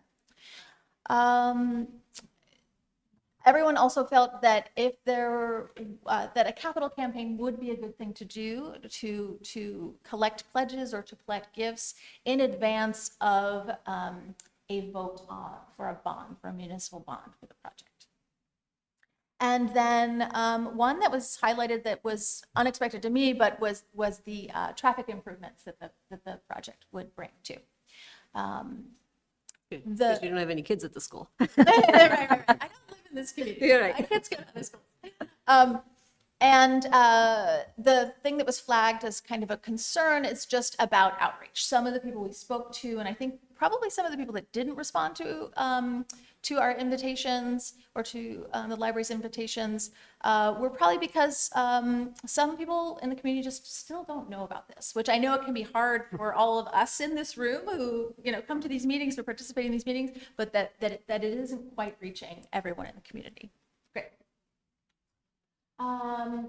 The overall reaction to the project, though, of the people we spoke with was highly positive. You can see just the pie chart here demonstrating kind of what people's reactions were. Again, this is just a small subset, right? We only had 20 interviews.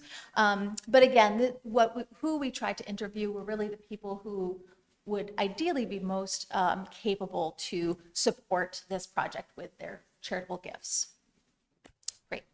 Next slide. Some of the concerns that came up, the financial goal for the capital campaign itself, several people felt was fairly ambitious for a project that really is Williston focused, right? Like it's going to need to depend on philanthropy, most likely within the Williston community. People were concerned, of course, as many are, about how a bond would increase people's taxes. And then there were concerns raised about really needing to demonstrate the need and demand for an expansion of the library. Again, that relates to the outreach that's needed, I think, on the project, and to really demonstrate how much this would improve the library and improve the community at large. Great, next slide.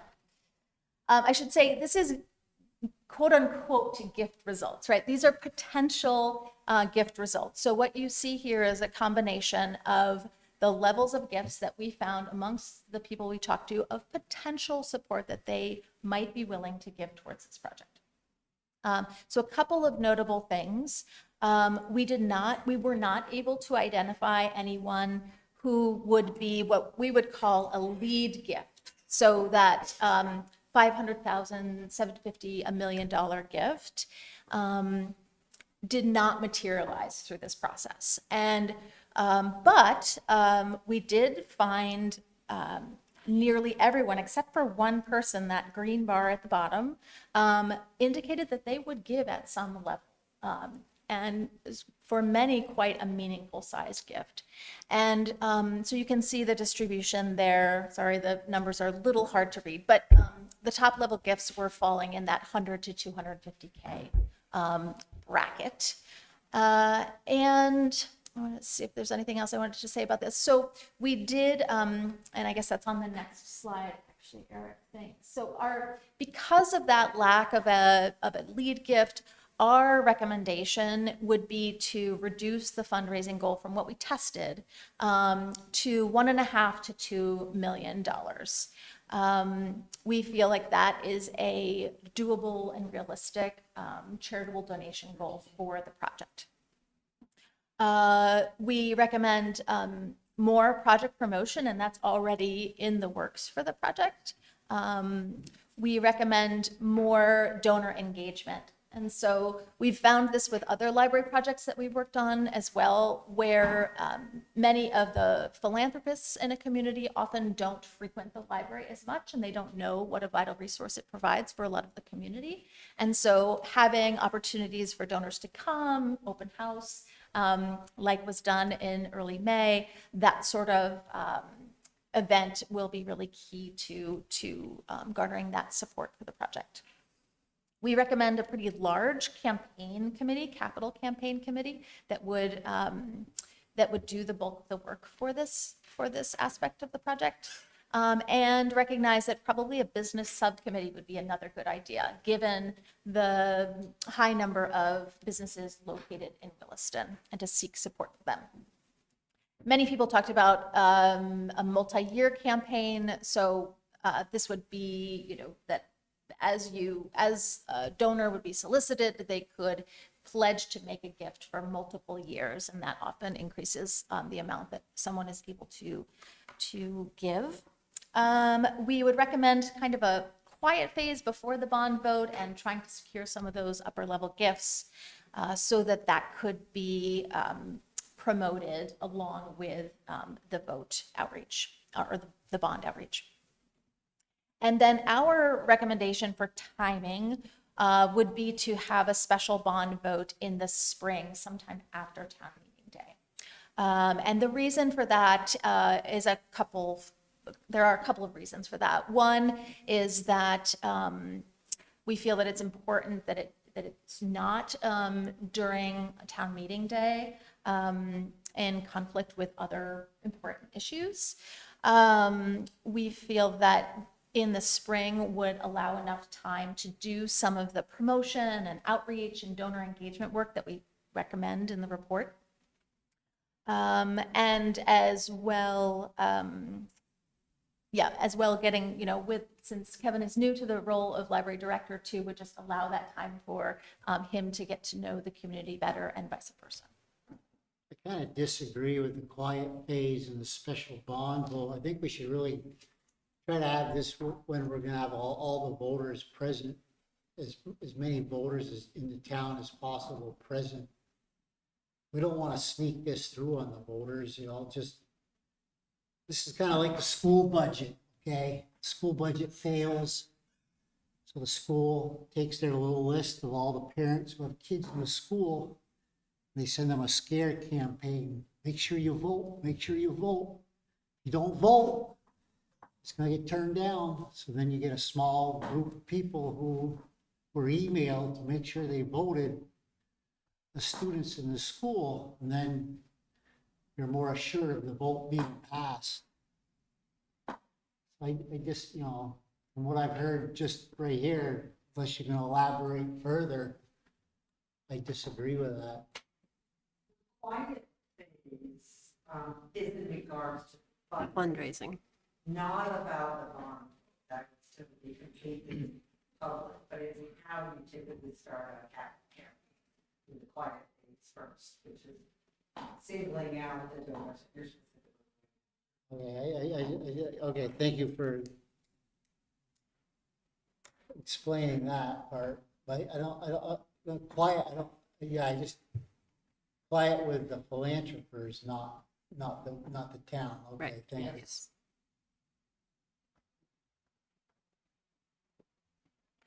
But I'm still concerned about a special vote. I don't think it should be a special vote. We'll get to that discussion, Mike, don't worry. Yeah, and that's not really for me to, that's really for you all to decide when, but that in terms of the fundraising aspect of it, we feel that would give the library the time to do that preparatory work. Yeah.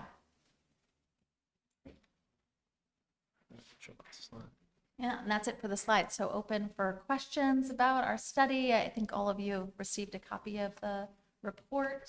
So any clarifying questions or any questions about what I just spoke about?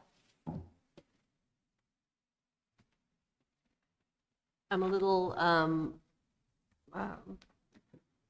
noodling on that some of the people that you reached out to weren't even that familiar with the campaign. So yes, of course, they're going to be a little more reticent about donating. So there might be upside. Of course, the numbers on your chart weren't 1.5 million, so you're counting on upside. So it is interesting.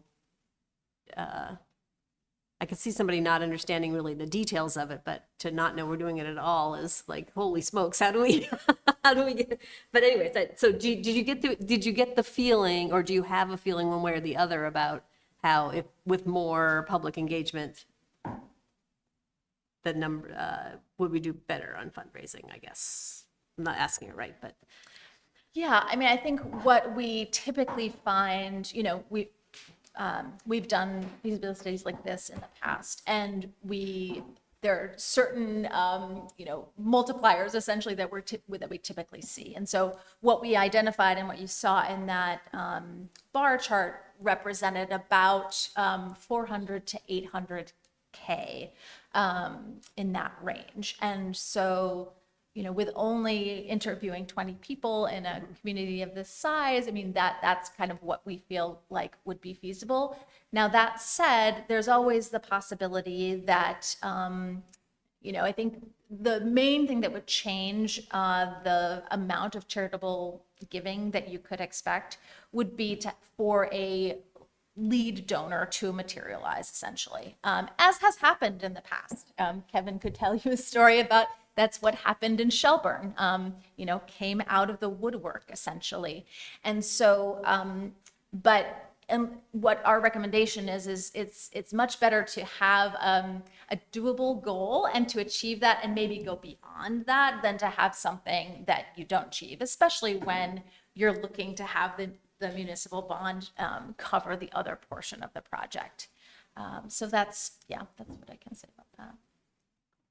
Yeah, I thought the feedback was excellent from the report, and I wasn't surprised about the outreach component of it, because we're in a position right now where the select board is, considering the entire scope of the project and the go forward, not go forward decision. So at the staff level, we've shared the updates along with the select board. We've had a couple events, but I'll say we haven't done the full court press yet. And if the select board gets there to making a decision of proceeding with the project, with the financing, then we've had some staff level conversation about what that next outreach phase looks like to talk about something in more a definitive manner at that point.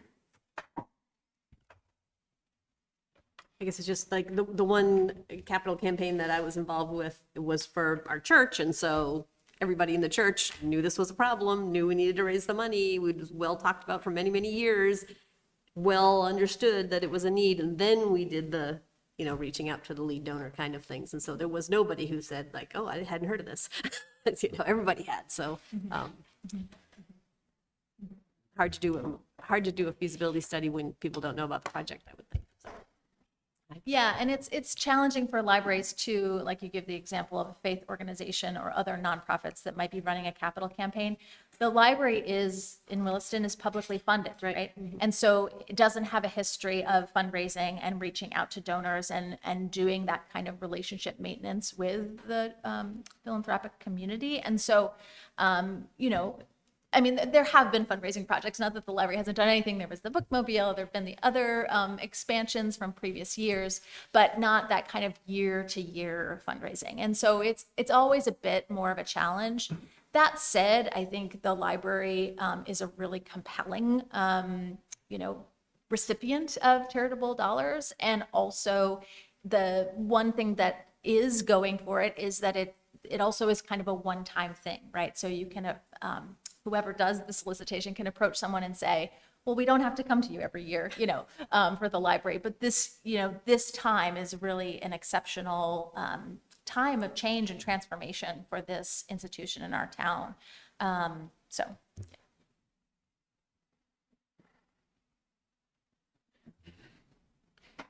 On to part two. Yep. Yeah. Thank you.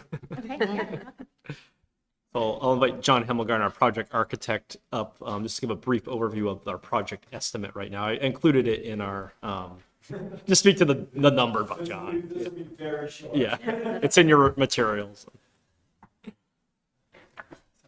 Notice I have no notes here. So, good evening. I just had let Eric know at some point here recently that I had gotten a couple of other cost estimates back on other projects, and the costs were increasing. And I wanted to put you guys essentially on notice that that's happening right now. We estimated this project back in November and December of last year when things were in flux, and I would say they're still in flux politically and economically. No one in our industry, design and construction industry, is able to know realistically what's going to happen and where we're going. So far, the roof hasn't fallen in, so to speak, but there is definitely concern out there as the word of tariffs is I think of tariff, even though it's longer than 4 letters, as a 4-letter word right now in our business. We're all very concerned about that, especially the amount of building materials went on to come out of Canada in our particular area. And even anywhere else, anywhere that we're getting things, the cost is in danger of going up significantly. We're still seeing shortages of labor, which are putting an upward pressure on prices as well. So the longer we wait to do this, at this point, I think we need to make plans for that cost of this project to continue to go up. We've not revised that cost estimate that we did. We did a very detailed estimate with as much detail in the plans as we were able to do for the where we're at in the project right now. I think It was 13.5 before, I think, right? it was, and I think we're looking at something closer to 15 now.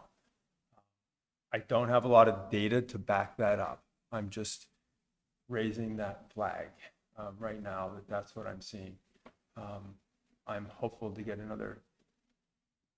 I'll have another data point in a couple months on another large project in this area that we've gotten an estimate on here recently, or an updated estimate, and those costs have gone up. We'll see how the actual costs compare to that. Hopefully then it would be underneath that, and I can come back to you and say, well, maybe the 15 is more than we needed, but I'm not going to promise that, and I can't know, especially when I'm not an estimator. I'm just designing the projects, and I'm seeing what's coming through our office on a regular basis. So I do know that under budgeting the project at the very beginning is something that does not bode well anywhere. No one ends up very happy. So we call you Good News John. I brought nicer news.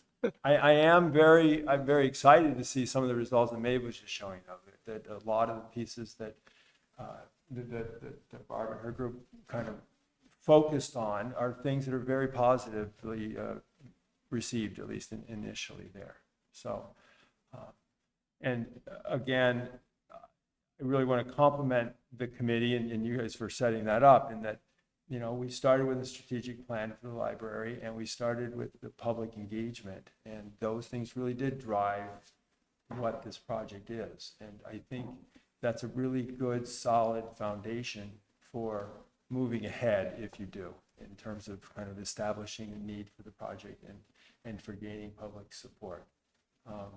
There's a lot of data back there that says this is the project that people want, and they're very happy with how it looks. The cost, of course, is something different, and we all recognize that that's an issue. But at some point, we have to decide if that's the cost. Are we willing to pay this amount for this benefit? So that's what I've got, Eric. And no real specifics here. That's the update. Just have a bad feeling in my stomach that 13.5 isn't the right number anymore. Yeah, so we felt this was the time to bring the board up to speed on that too, just the reality of what you're seeing in the industry right now, that that number should be higher. I'm anticipated to be higher as of today. So that's the number update. We started at 7, right? Started at 7 or 15. Prices across the board on everything, just go to the grocery store, you know? Yeah. Yes. So, the board said on that piece right now, I'd invite Shirley up. Shirley's prepared in your packet a financial analysis. This is really digging into our debt outlays coming up the next 5 to 7 years, also accounting for some capital needs coming up for the town. The big picture for the overall financial picture of this, as you're thinking about if you want to proceed with this project, and ultimately, if you decide to proceed, what scope you're looking for, what bond capacity you're asking for, and what your timeline is going to be for that. Those are all big decisions to make. So I'll turn over to Shirley.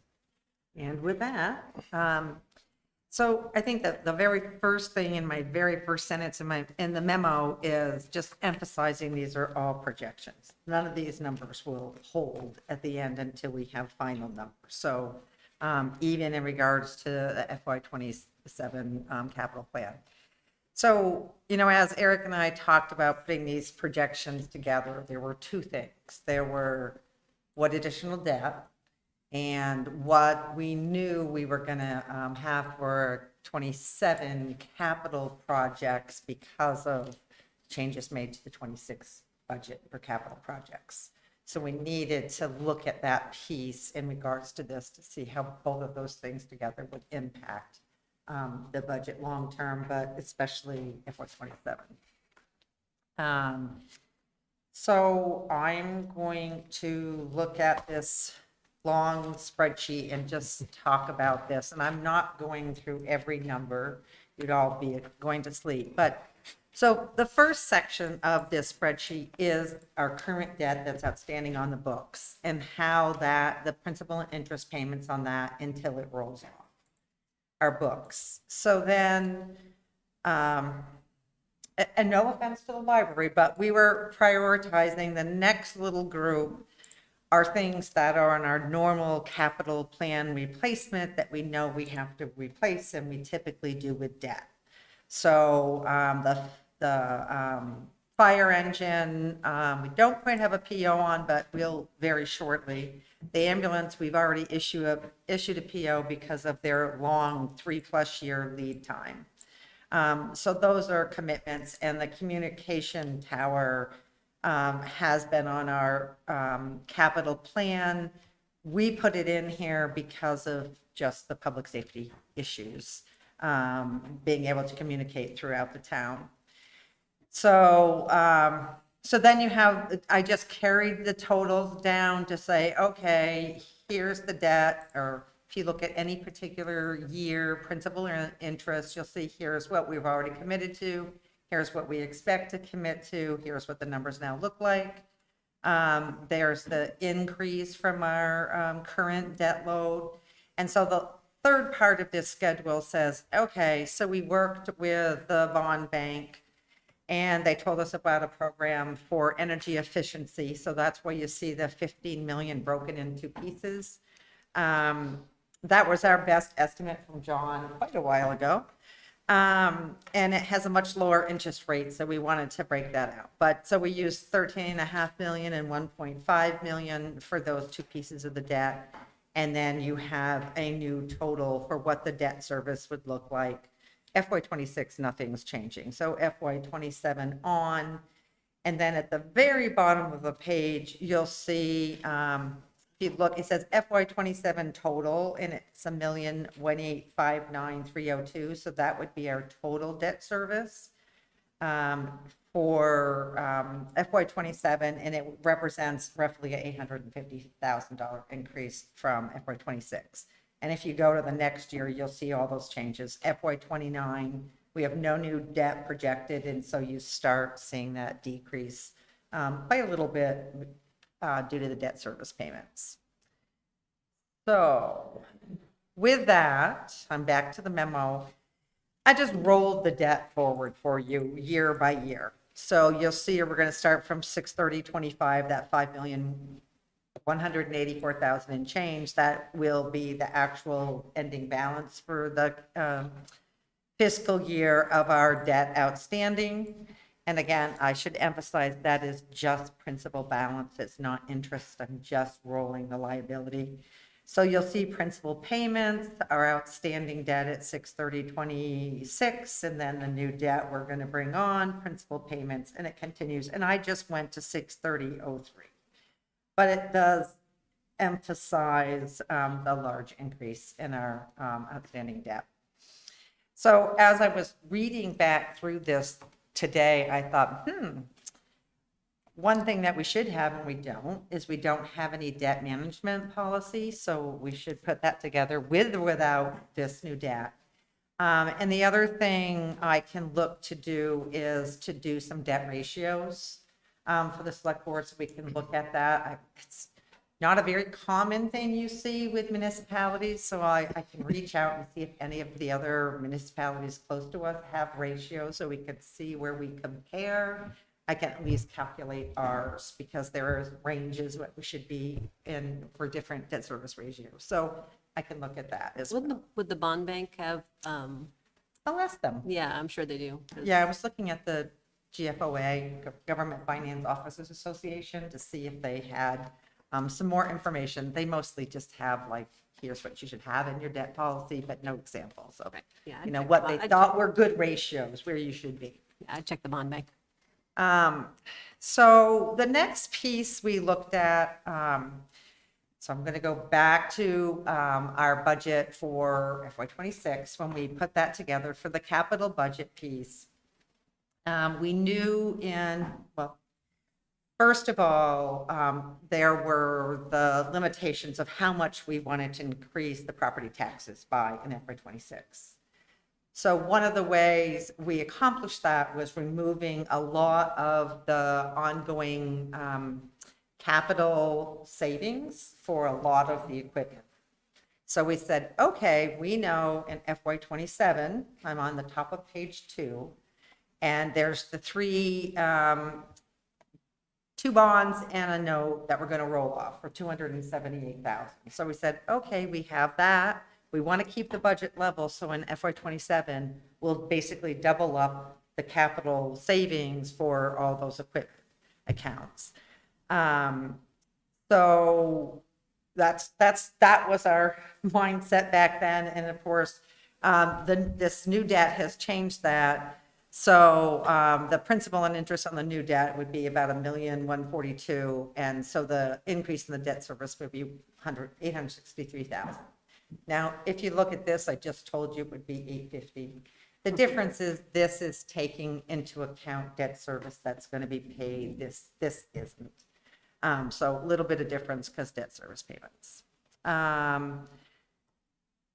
The other thing we didn't explore, because we were really looking at this high level, it's to help you make a decision or not, and whether we tear it down into pieces, the interest costs would decrease a little bit, but the debt service would still be the same. So one thing that we could do that would help decrease the interest cost some is to take that $13.5 million bond and break it down into 2 pieces. One, for the addition, which is going to be a larger share of the cost. I don't know how much. And then a year later, we could have another bond for the renovation. So that would reduce the bond, but we would have one bond vote. bond vote. Yeah, just I've done that. Yeah, it's just a mechanism to help us decrease the cost. Borrow it in 2 pieces, yeah. Yeah, borrow 2 separate pieces. bond sale, so we Right. participated. One but decision. One Yeah. authority. Which would really be 3, because we'd still be looking at the energy efficiency note as a separate thing, but all part of the big piece. So just a thought out there. I talked about the 1.5 million of the library note for energy efficiency and renewable energy projects.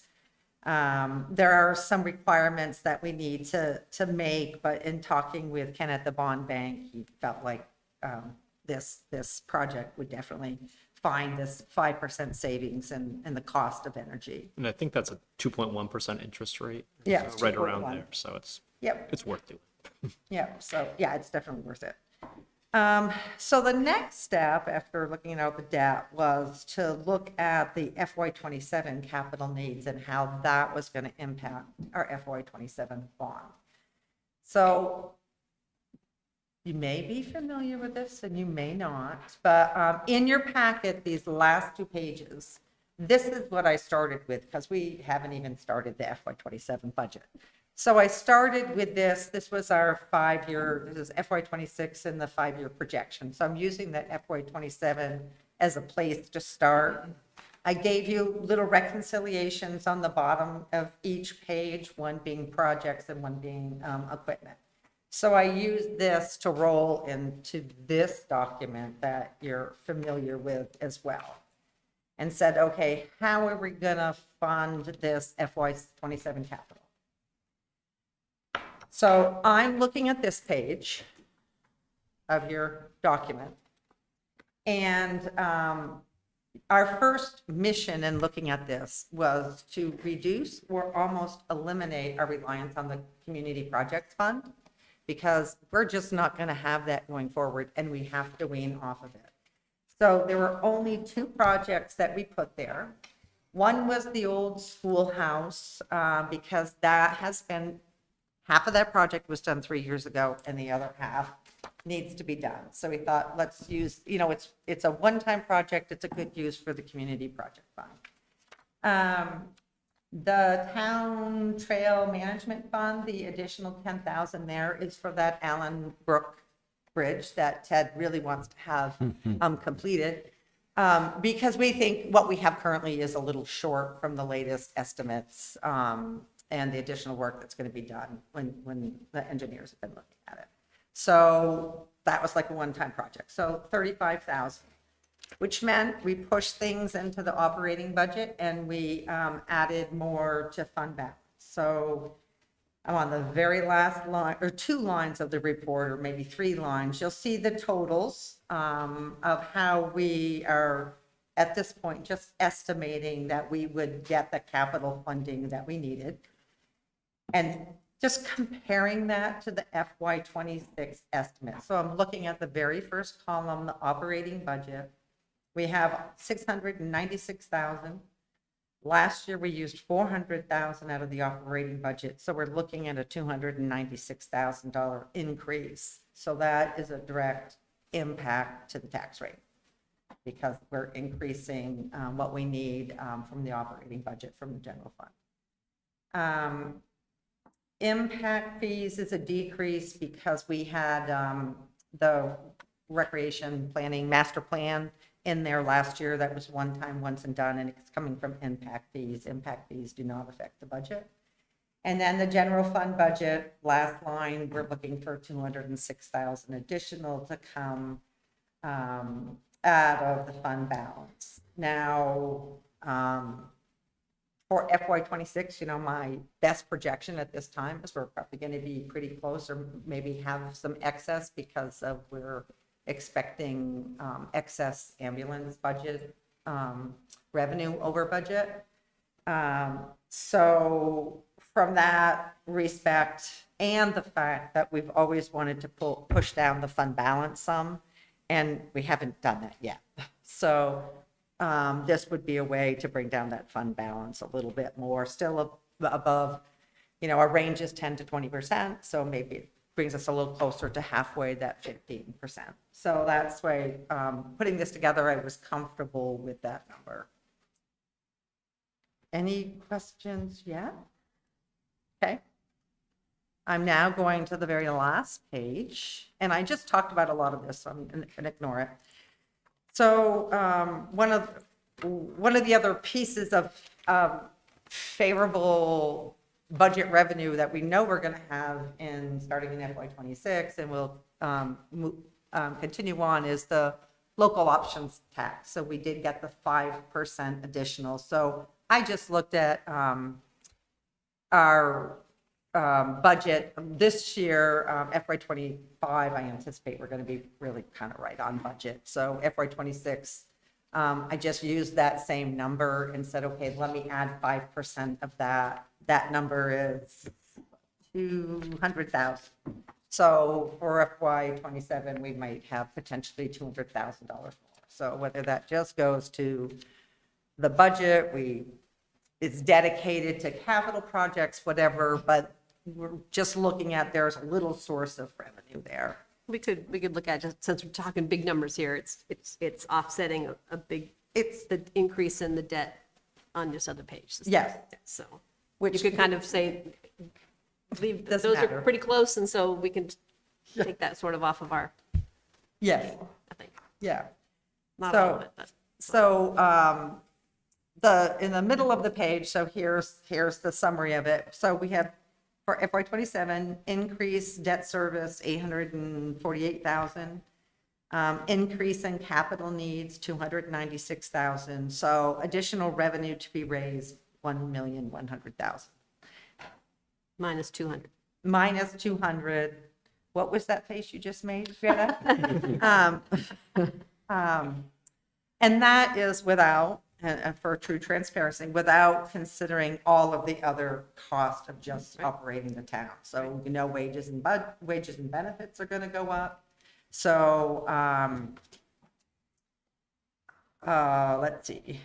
So, Eric added this piece. So, looking at that 850,000 in debt cost looks like 3.85 cents on the tax rate, which for 300,000 median assessed home, that's about $115,000. No, 150. I mean, 115, sorry. That would definitely be a no vote. Yeah, 115 per year. So, unless you have questions. So, yeah, I think Shirley put all the work on this, so it's really important for the board to just think about long-term and, decisions you make now on debt service and what that cascading effect is. This is a model, I'll get into this in a minute just on timelines, but it's important to remember here too, lost my train of thought, but I'll wait. I had a point, but I'll think of it now. Thank you. This represents a lot of work, obviously, but it really helps to clarify thinking around some of the other pieces of the implications for this project in our town. It certainly has me, this whole discussion, I will say, has me thinking, the thing that we heard time and time again in our initial scoping study was that people wanted a pool. And that this is the massive amount of debt to potentially be undertaking. And the main thing that people wanted was a pool, and they're still not going to get it. So I'm not saying in any way that, that affects my decision, but it is something to think about. I think that We'd be the only library in the state with a pool. Maybe. Right? But, and just more to think about other future potential projects, this, and the impacts on these things too. I remember what I was going to say. Yeah.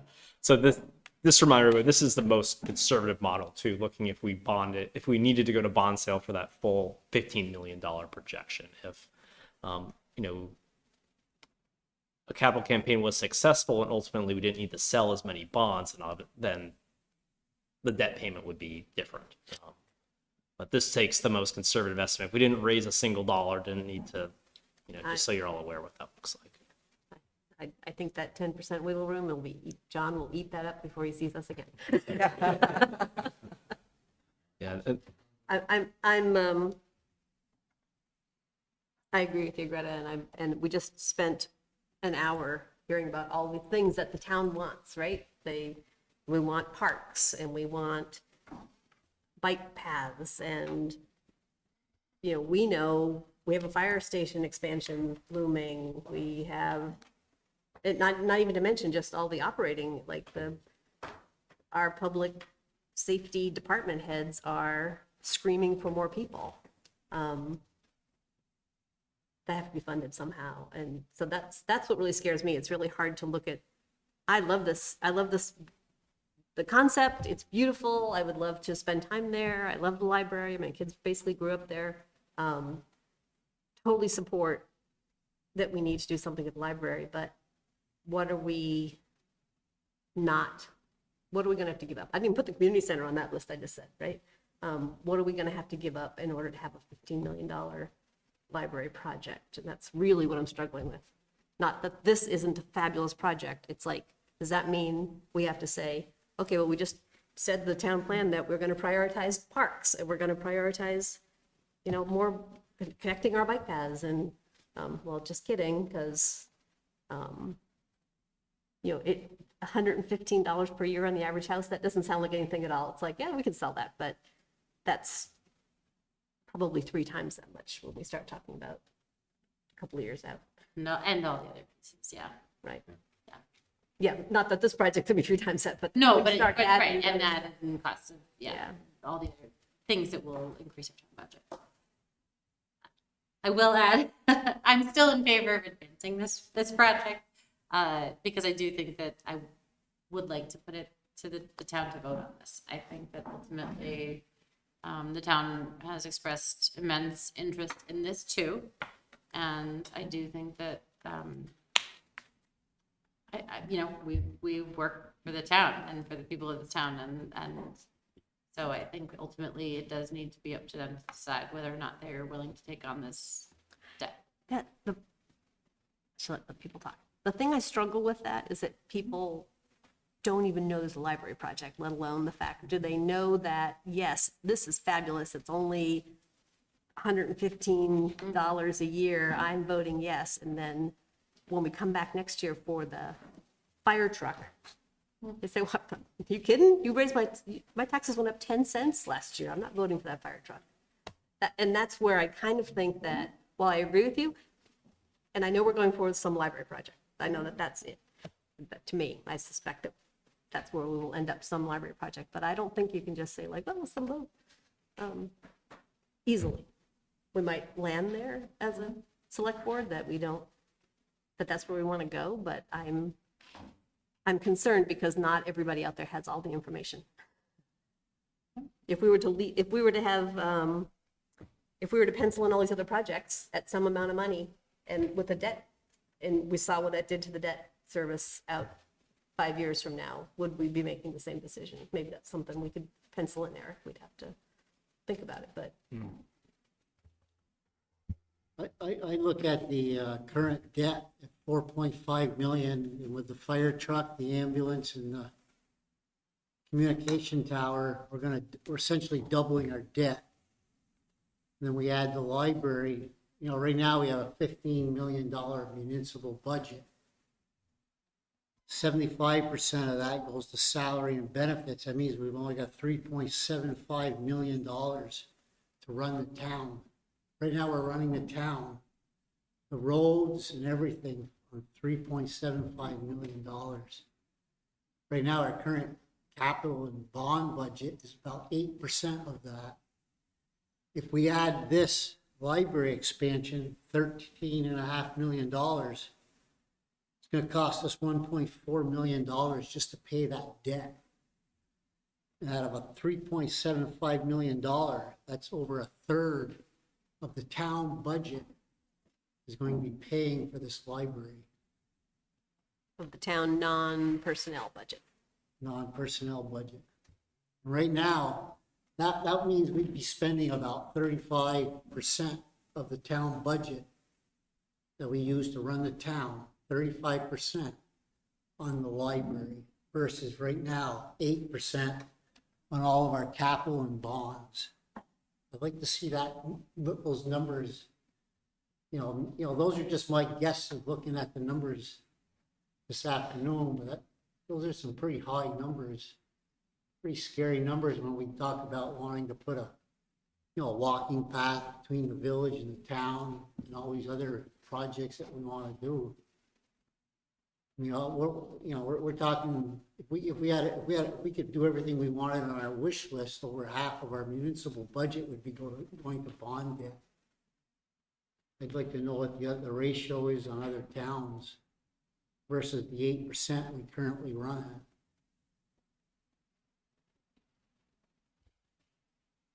Yeah, that's all we look up those ratio piece, we'll come back to the board with that. If there's a recommendation, debt to operating ratios to consider. I'm Barbara Meter. I'm a long-term trustee. I just want to go back to the scoping study where the town said this is really needed and what they want. I mean, the library trustees, we didn't come up with this just because it'd be a nice thing to have.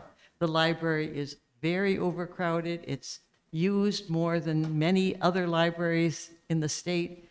It isn't just a wish list, it's really necessary. So please, do the right thing. Well, we're actually not scheduled to do anything tonight.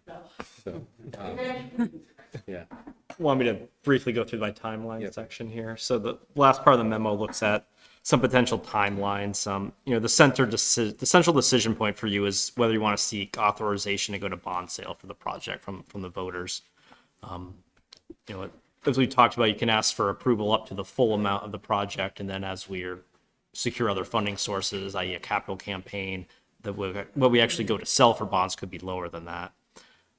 There's a couple timeline decision points. We've given potential examples for a November 25 special town meeting or a May 26 special town meeting. The table gives us kind of general estimates, consulting with John on what you might look like for when the project would be completed. And as we talked about in the past, the objective would be to put the addition on first, move the library operations into that so we can maintain library services and then have the renovation occur at that point. And we haven't talked about what the timing for the town green elements would be, but they'd be happening as well if that's in the scope. So, I'm laying this all out to you this evening because if you decide as a select board you want to ask the voters to consider a bond this November, the timeline to make that decision is rather short. You would need to make that decision, I would suggest, within the next couple of weeks so we can bring the bond documents to you in August to approve, and then we'd officially warn that in September, but we really need a timeline for the public outreach component of that. Either way, if you're looking to move ahead with this project, got to land on what that final scope is. And if you're looking for a vote in 2026, potentially, that gives some time to really start the capital campaign elements in the coming months as well.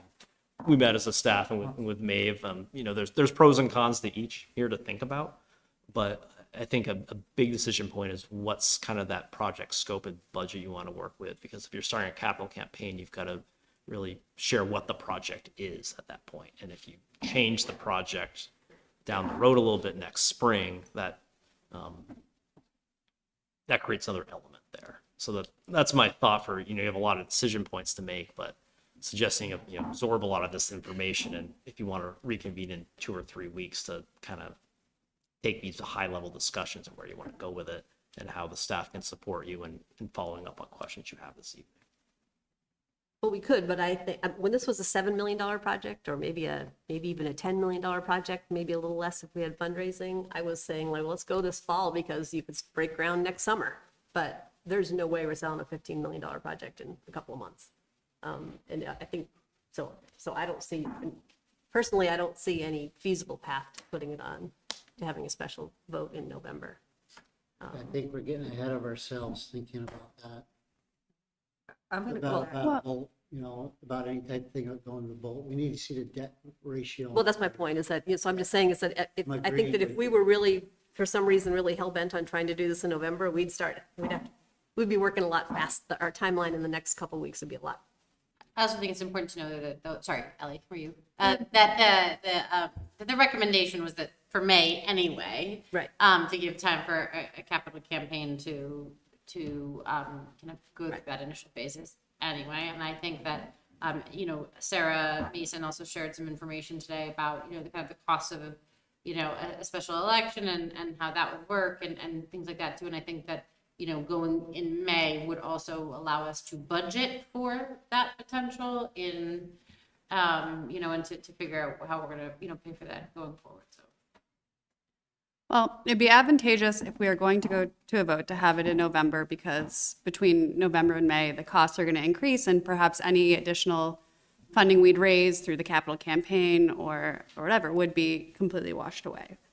So what I would want to understand in making in determining our timeline in the next couple of weeks. It sounded like if we were going to go for a November vote, there'd be a huge lift for the campaign committee in the next couple months. And I'd want to understand if the committee is willing to, if that's what the committee wants to do, and if they have the capacity to meet that need. Because I could be in favor of going for it if we really had all the dedicated folks ready to get behind it and make that education and outreach push. But I just don't know where they are at this point, and if that's even.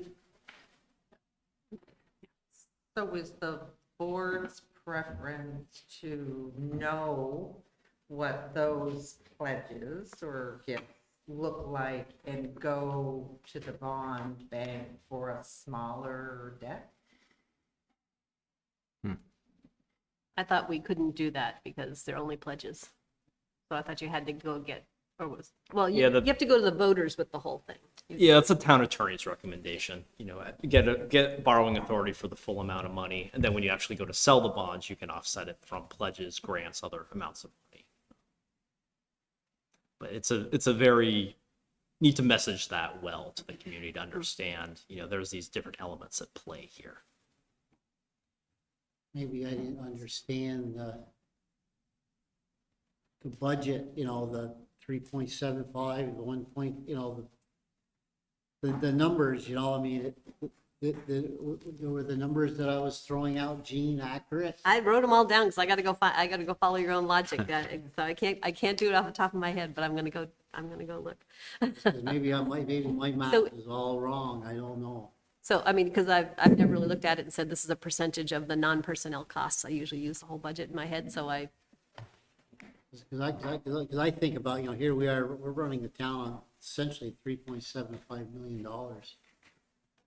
That's how I look at, the budget. yeah. I don't look at the whole thing, And Shirley knows the numbers better than I do. Maybe she can let me know. Before it actually goes. She needs a little time. I just wanted to jump in, and I just wanted to make sure that you didn't have a wrong impression about, the understanding of the project, because I would say that probably, the majority of people that we talked to in our interviews were actually very knowledgeable about the project and had been involved. Some of them had been involved in the schematic design committee, and I think, I can't give you any numbers, but I would say of the people who were willing to, potentially do a pledge to this project, quite a few of them, I think, would be willing to do that tomorrow, because they have been very involved in the process. And so I think, we actually, Christine and I debated a bit around the timeline to suggest in our report to you all. And ultimately, I think our goal was really, to have as big a contribution from the charitable gifts as possible. And so that's why we ultimately felt like May would be the better time for that. But on the other hand, there could be advantages to, having it more immediately. It's you're taking a temperature for the whole, town. And also want to put in the mix that several communities have had to put up a bond multiple times. And so it may be voted, in some instances it was voted down the first time, but then succeeded at a subsequent time. So I just wanted to add those two comments. Thank you. Go ahead. Thanks. Yeah, Reed Carr again. I was going to make some comments tonight, encouraging the select board and all those involved in the schematic committee to think about thermal energy networks and the way that the village has emerged as a priority space to consider one for a variety of reasons, and including that the library could be the initial anchor for a new system. But you guys have big issues to deal with right now. So I'm not going to get into that minutia. What I would like to raise, because I think it could assist you with the particular conundrum that you're in, is that, even just since the last time you all met with the passage of the new spending bill in Washington, there have been significant changes to incentives. As far as my research shows, I think incentives for air source heat pumps on the timescale that this project would be able to proceed are probably not there. However, ground source heat pump incentives are sustained, including direct pay for municipalities who don't owe income tax. So I was just going to mention that in looking at all the numbers and trying to figure out the scope of the project that you want to put forward in the timeline, you might want to consider going back with the committee and the engineers and stuff to look at what would it look like to redo the numbers on the heating system, because you may find that the ground source is actually now the cheaper option, not cheaper than the numbers you hoped originally for the project, but cheaper than what you'd be looking at if you continued with the air source heat pumps, which, by the way, this is, as far as I'm aware, the first town building project that has even considered ground source heat pumps, which is kudos to the group for at least looking into that and comparing the options. And I think the air source heat pumps option that was selected is a great option. It's safe, reliable, efficient. It's a great idea. I just think things are changing so quickly right now that you may actually want to have the committee go back and reassess all the options once more. Thank you. Thank you. So you were done your timeline presentation? Okay. That's the presentation. Okay. Just a couple little things. Yeah, so again, there's no action item that we need to take, but I think, well, I guess it might not be completely true, because one question is, do we schedule ourselves for a special meeting to go over this more? Or if we're going to do it in November, I guess we need to make a decision quickly.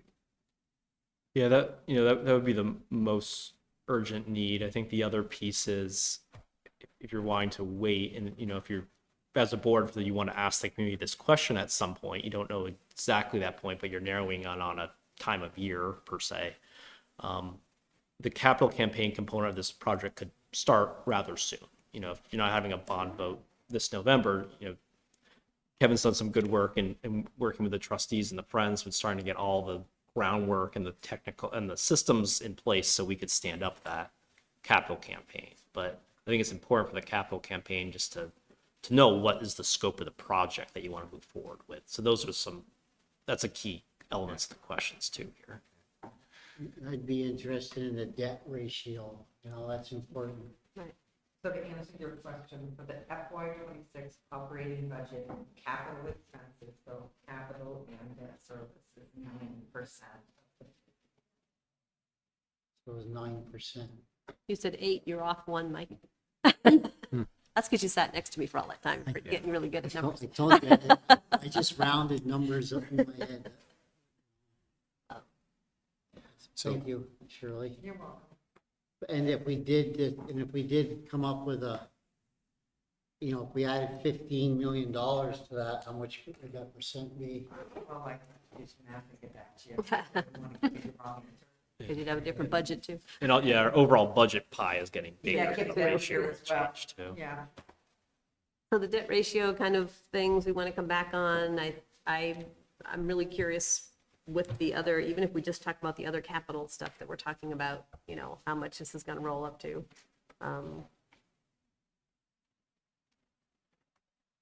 I'm with you, Ellie. I usually think that's why I kept pushing, we got to do November so we can start building, because we can't wait in a whole nother year, because you got to wait a whole nother year. But yeah. I'm with you, but it just seems I like a heavy do lift. have some concerns as well about the implications from the federal changes that have occurred, and what that will mean when it actually plays out for folks within our community and their feelings and sentiments. And I don't want them to necessarily commit to something in November that come May that the forecast may look very different for them. Yeah. And so I do a little bit appreciate slowing down the project, or slowing down the timeline for the project in that way, just to see what the implications are going to be for our community members. And our debt cost may go down, possibly to decreases in the interest rate before year end. Well, we're using a 4% estimated rate. Fed chairman just got fired, right? Did he? Did he? I don't think so. Essentially, I think he did. I hope not. We're starting a rumor. That sounds really bad. Okay, so I think do we have some consensus data that thing, we've but talked do we have about? to have a meeting so we can look at some data points? It seems like, Well, we have to have a meeting earlier if we're gonna do a November vote. If we're not, then When's, sorry, it's so late. When's our next meeting? August 18th. Okay. You mentioned earlier, maybe one in 2 or 3 weeks. right, if we're gonna do a If- November vote, if we do it. if we're gonna push through that timeline. And the other piece is, do you want to start a capital campaign, and if so, when? Yeah. Because you need to settle on the scope of the project for the capital campaign piece. So another thing to think about if you want to meet shorter term, if not, the 18th also has your second town plan public hearing and a couple other things on the agenda. You could take this back up in September to settle on scope and launch a capital campaign, but more lead time, the better, I'll say, to get the staff and the committee and all those pieces established. It's your call. I don't really want to wait to September to address this substantively. I mean, but on the other hand, I don't know that anybody wants to have a special meeting in a couple of weeks either. So it's, I don't foresee supporting a November timeline personally, so. yeah, me either. Would people agree that we are not going to have a special meeting in a couple of weeks to talk about this, but you and I get together, Eric, and see if we can't make this an agenda item for the August meeting. Yeah. Does that make sense to people? And yeah, let us know. If you ask us to come in, I'll come in. I'm just really stuck on what the alternative is if this is too expensive. Like, what's the fallback? Nothing is, doing nothing is not an option. If we decide 15 million is just not an option, I don't know what the fallback. I'll raise it the town green improvements component of the project. John's $1.5 to $2 million maybe for the town green. Yeah, and you don't do it off the top of your head, but it's like, there's cost per square foot. You have to, the size of your heating it depends on, the size of your heating units are going to depend on how big your building is. And so there's things you could do, but it's not going to be the project it is now, which is going to be unpopular. But it may get them a bike path or new parks, and that's or not a 20-cent increase on the tax rate. Does the town green project include the parking? Is that part of the parking or is that part of the library? Separate elements. So the parking lot needs to happen for the library part of it. The town green, the changes to vegetation, the paths, the performance platform for the town band and other uses, other pause points, kind of a refresh of the whole area in conjunction with this project. Board brought that up a couple months ago, thinking about overall scope. Yeah, I think the scope overall, that's a critical question for you to answer. And then if the board wants to really be thinking about building scope changes, you'd want to go back through the design committee and have that iterative process with the design committee and the trustees at that point. Just naming it for process. No decisions on that tonight, of course. Okay. I would like it if we could move on. Thank you all Thank you. very much. Always, Shirley. So that would bring us to the Community Justice Center bylaw revision.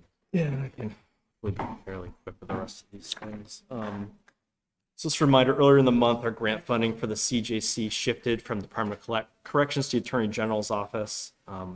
We're working on a new regional service model for FY27 after that grant funding stops. We work with the city of Burlington moving forward. Working on a steering committee to transition that with our future service delivery. We also have a broader transition team with multiple stakeholders. The CJC has bylaws established by the select board. Given these two fundamental program changes, we're suggesting a revision for their bylaws for FY26 before the service moves to a regional approach. we've got a redlined and a clean version of suggested edits to the bylaws for you to consider. And also our new grant agreement doesn't require an executive board function. So we've thought about all these moving pieces and where the bylaws say today and what we're in a transition year, and then it's going to move away from the town having governance over this probably regional government structure. So I ran this by the Rob, who's done a lot of work and volunteering to get his comments and feedback on this draft, and those have been incorporated in this as well. Essentially, the executive board is kind of paused because there's no more requirement for them to exist with the grant. But that group, when I met with them, would be really interested, members who are serving on that in staying connected and working as an advisory panel for the next year. So our thought here is updating these bylaws to talk about the reality we are in for this year. It reestablishes a new charge for that advisory committee that we're calling it, codifies everything we're doing in the transition. And should the board adopt these amendments, we would reach out to folks who have served on that executive committee, anyone else who would be interested, who's a current CJC volunteer, to gauge their interest in interviewing for a new advisory panel, and whether that's in August or the first meeting in September. Get that group set up so they can start being a formal sounding board for the town as we work through this transition process. So it's cleaning up for the current reality and hoping to keep these volunteers engaged. Questions for Eric?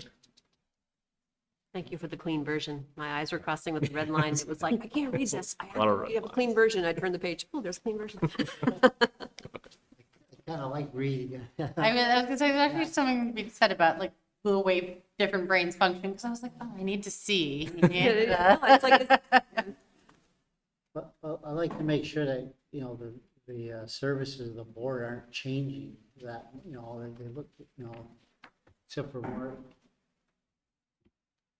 Yeah, diversity, you know, language in it, it's pretty much the same.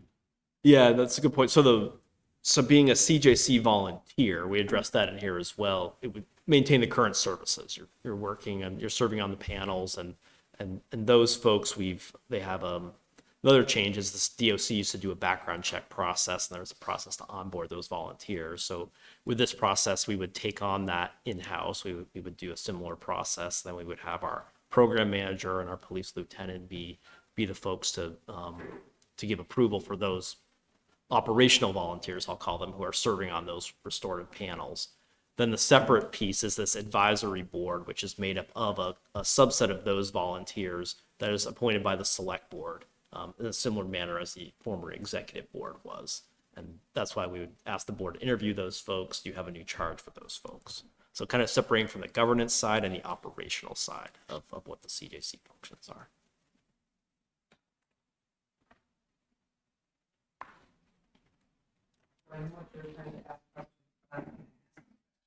Will those panel members and advisory board members still receive training, maybe not the same training, in order to be on a panel? Yep. Yeah, we'd have our similar process. Yep. Their stuff. Now that we're part of a larger organization, you know, can't think of a way to ask the question, but this is our bylaws, this is what, you know, what we do. What if they have a different mission for us? What if their mission is different? Good question. So, the intent with this would be to sunset on June 30th of 2026. So these appointments would just be for less than 1 year. This governance structure would end then because the town's not going to provide those direct services. It'll be part of that larger regional service delivery. And part of our work in the next year is to build a governance model for that reality moving forward. And I envision we'd have a representation of each town in the county on that to represent the voices of the select board and the volunteers in town. So this is kind of a it's a transition. 11-month transition structure for us here. I think you've done a great job. I hope it stays the same.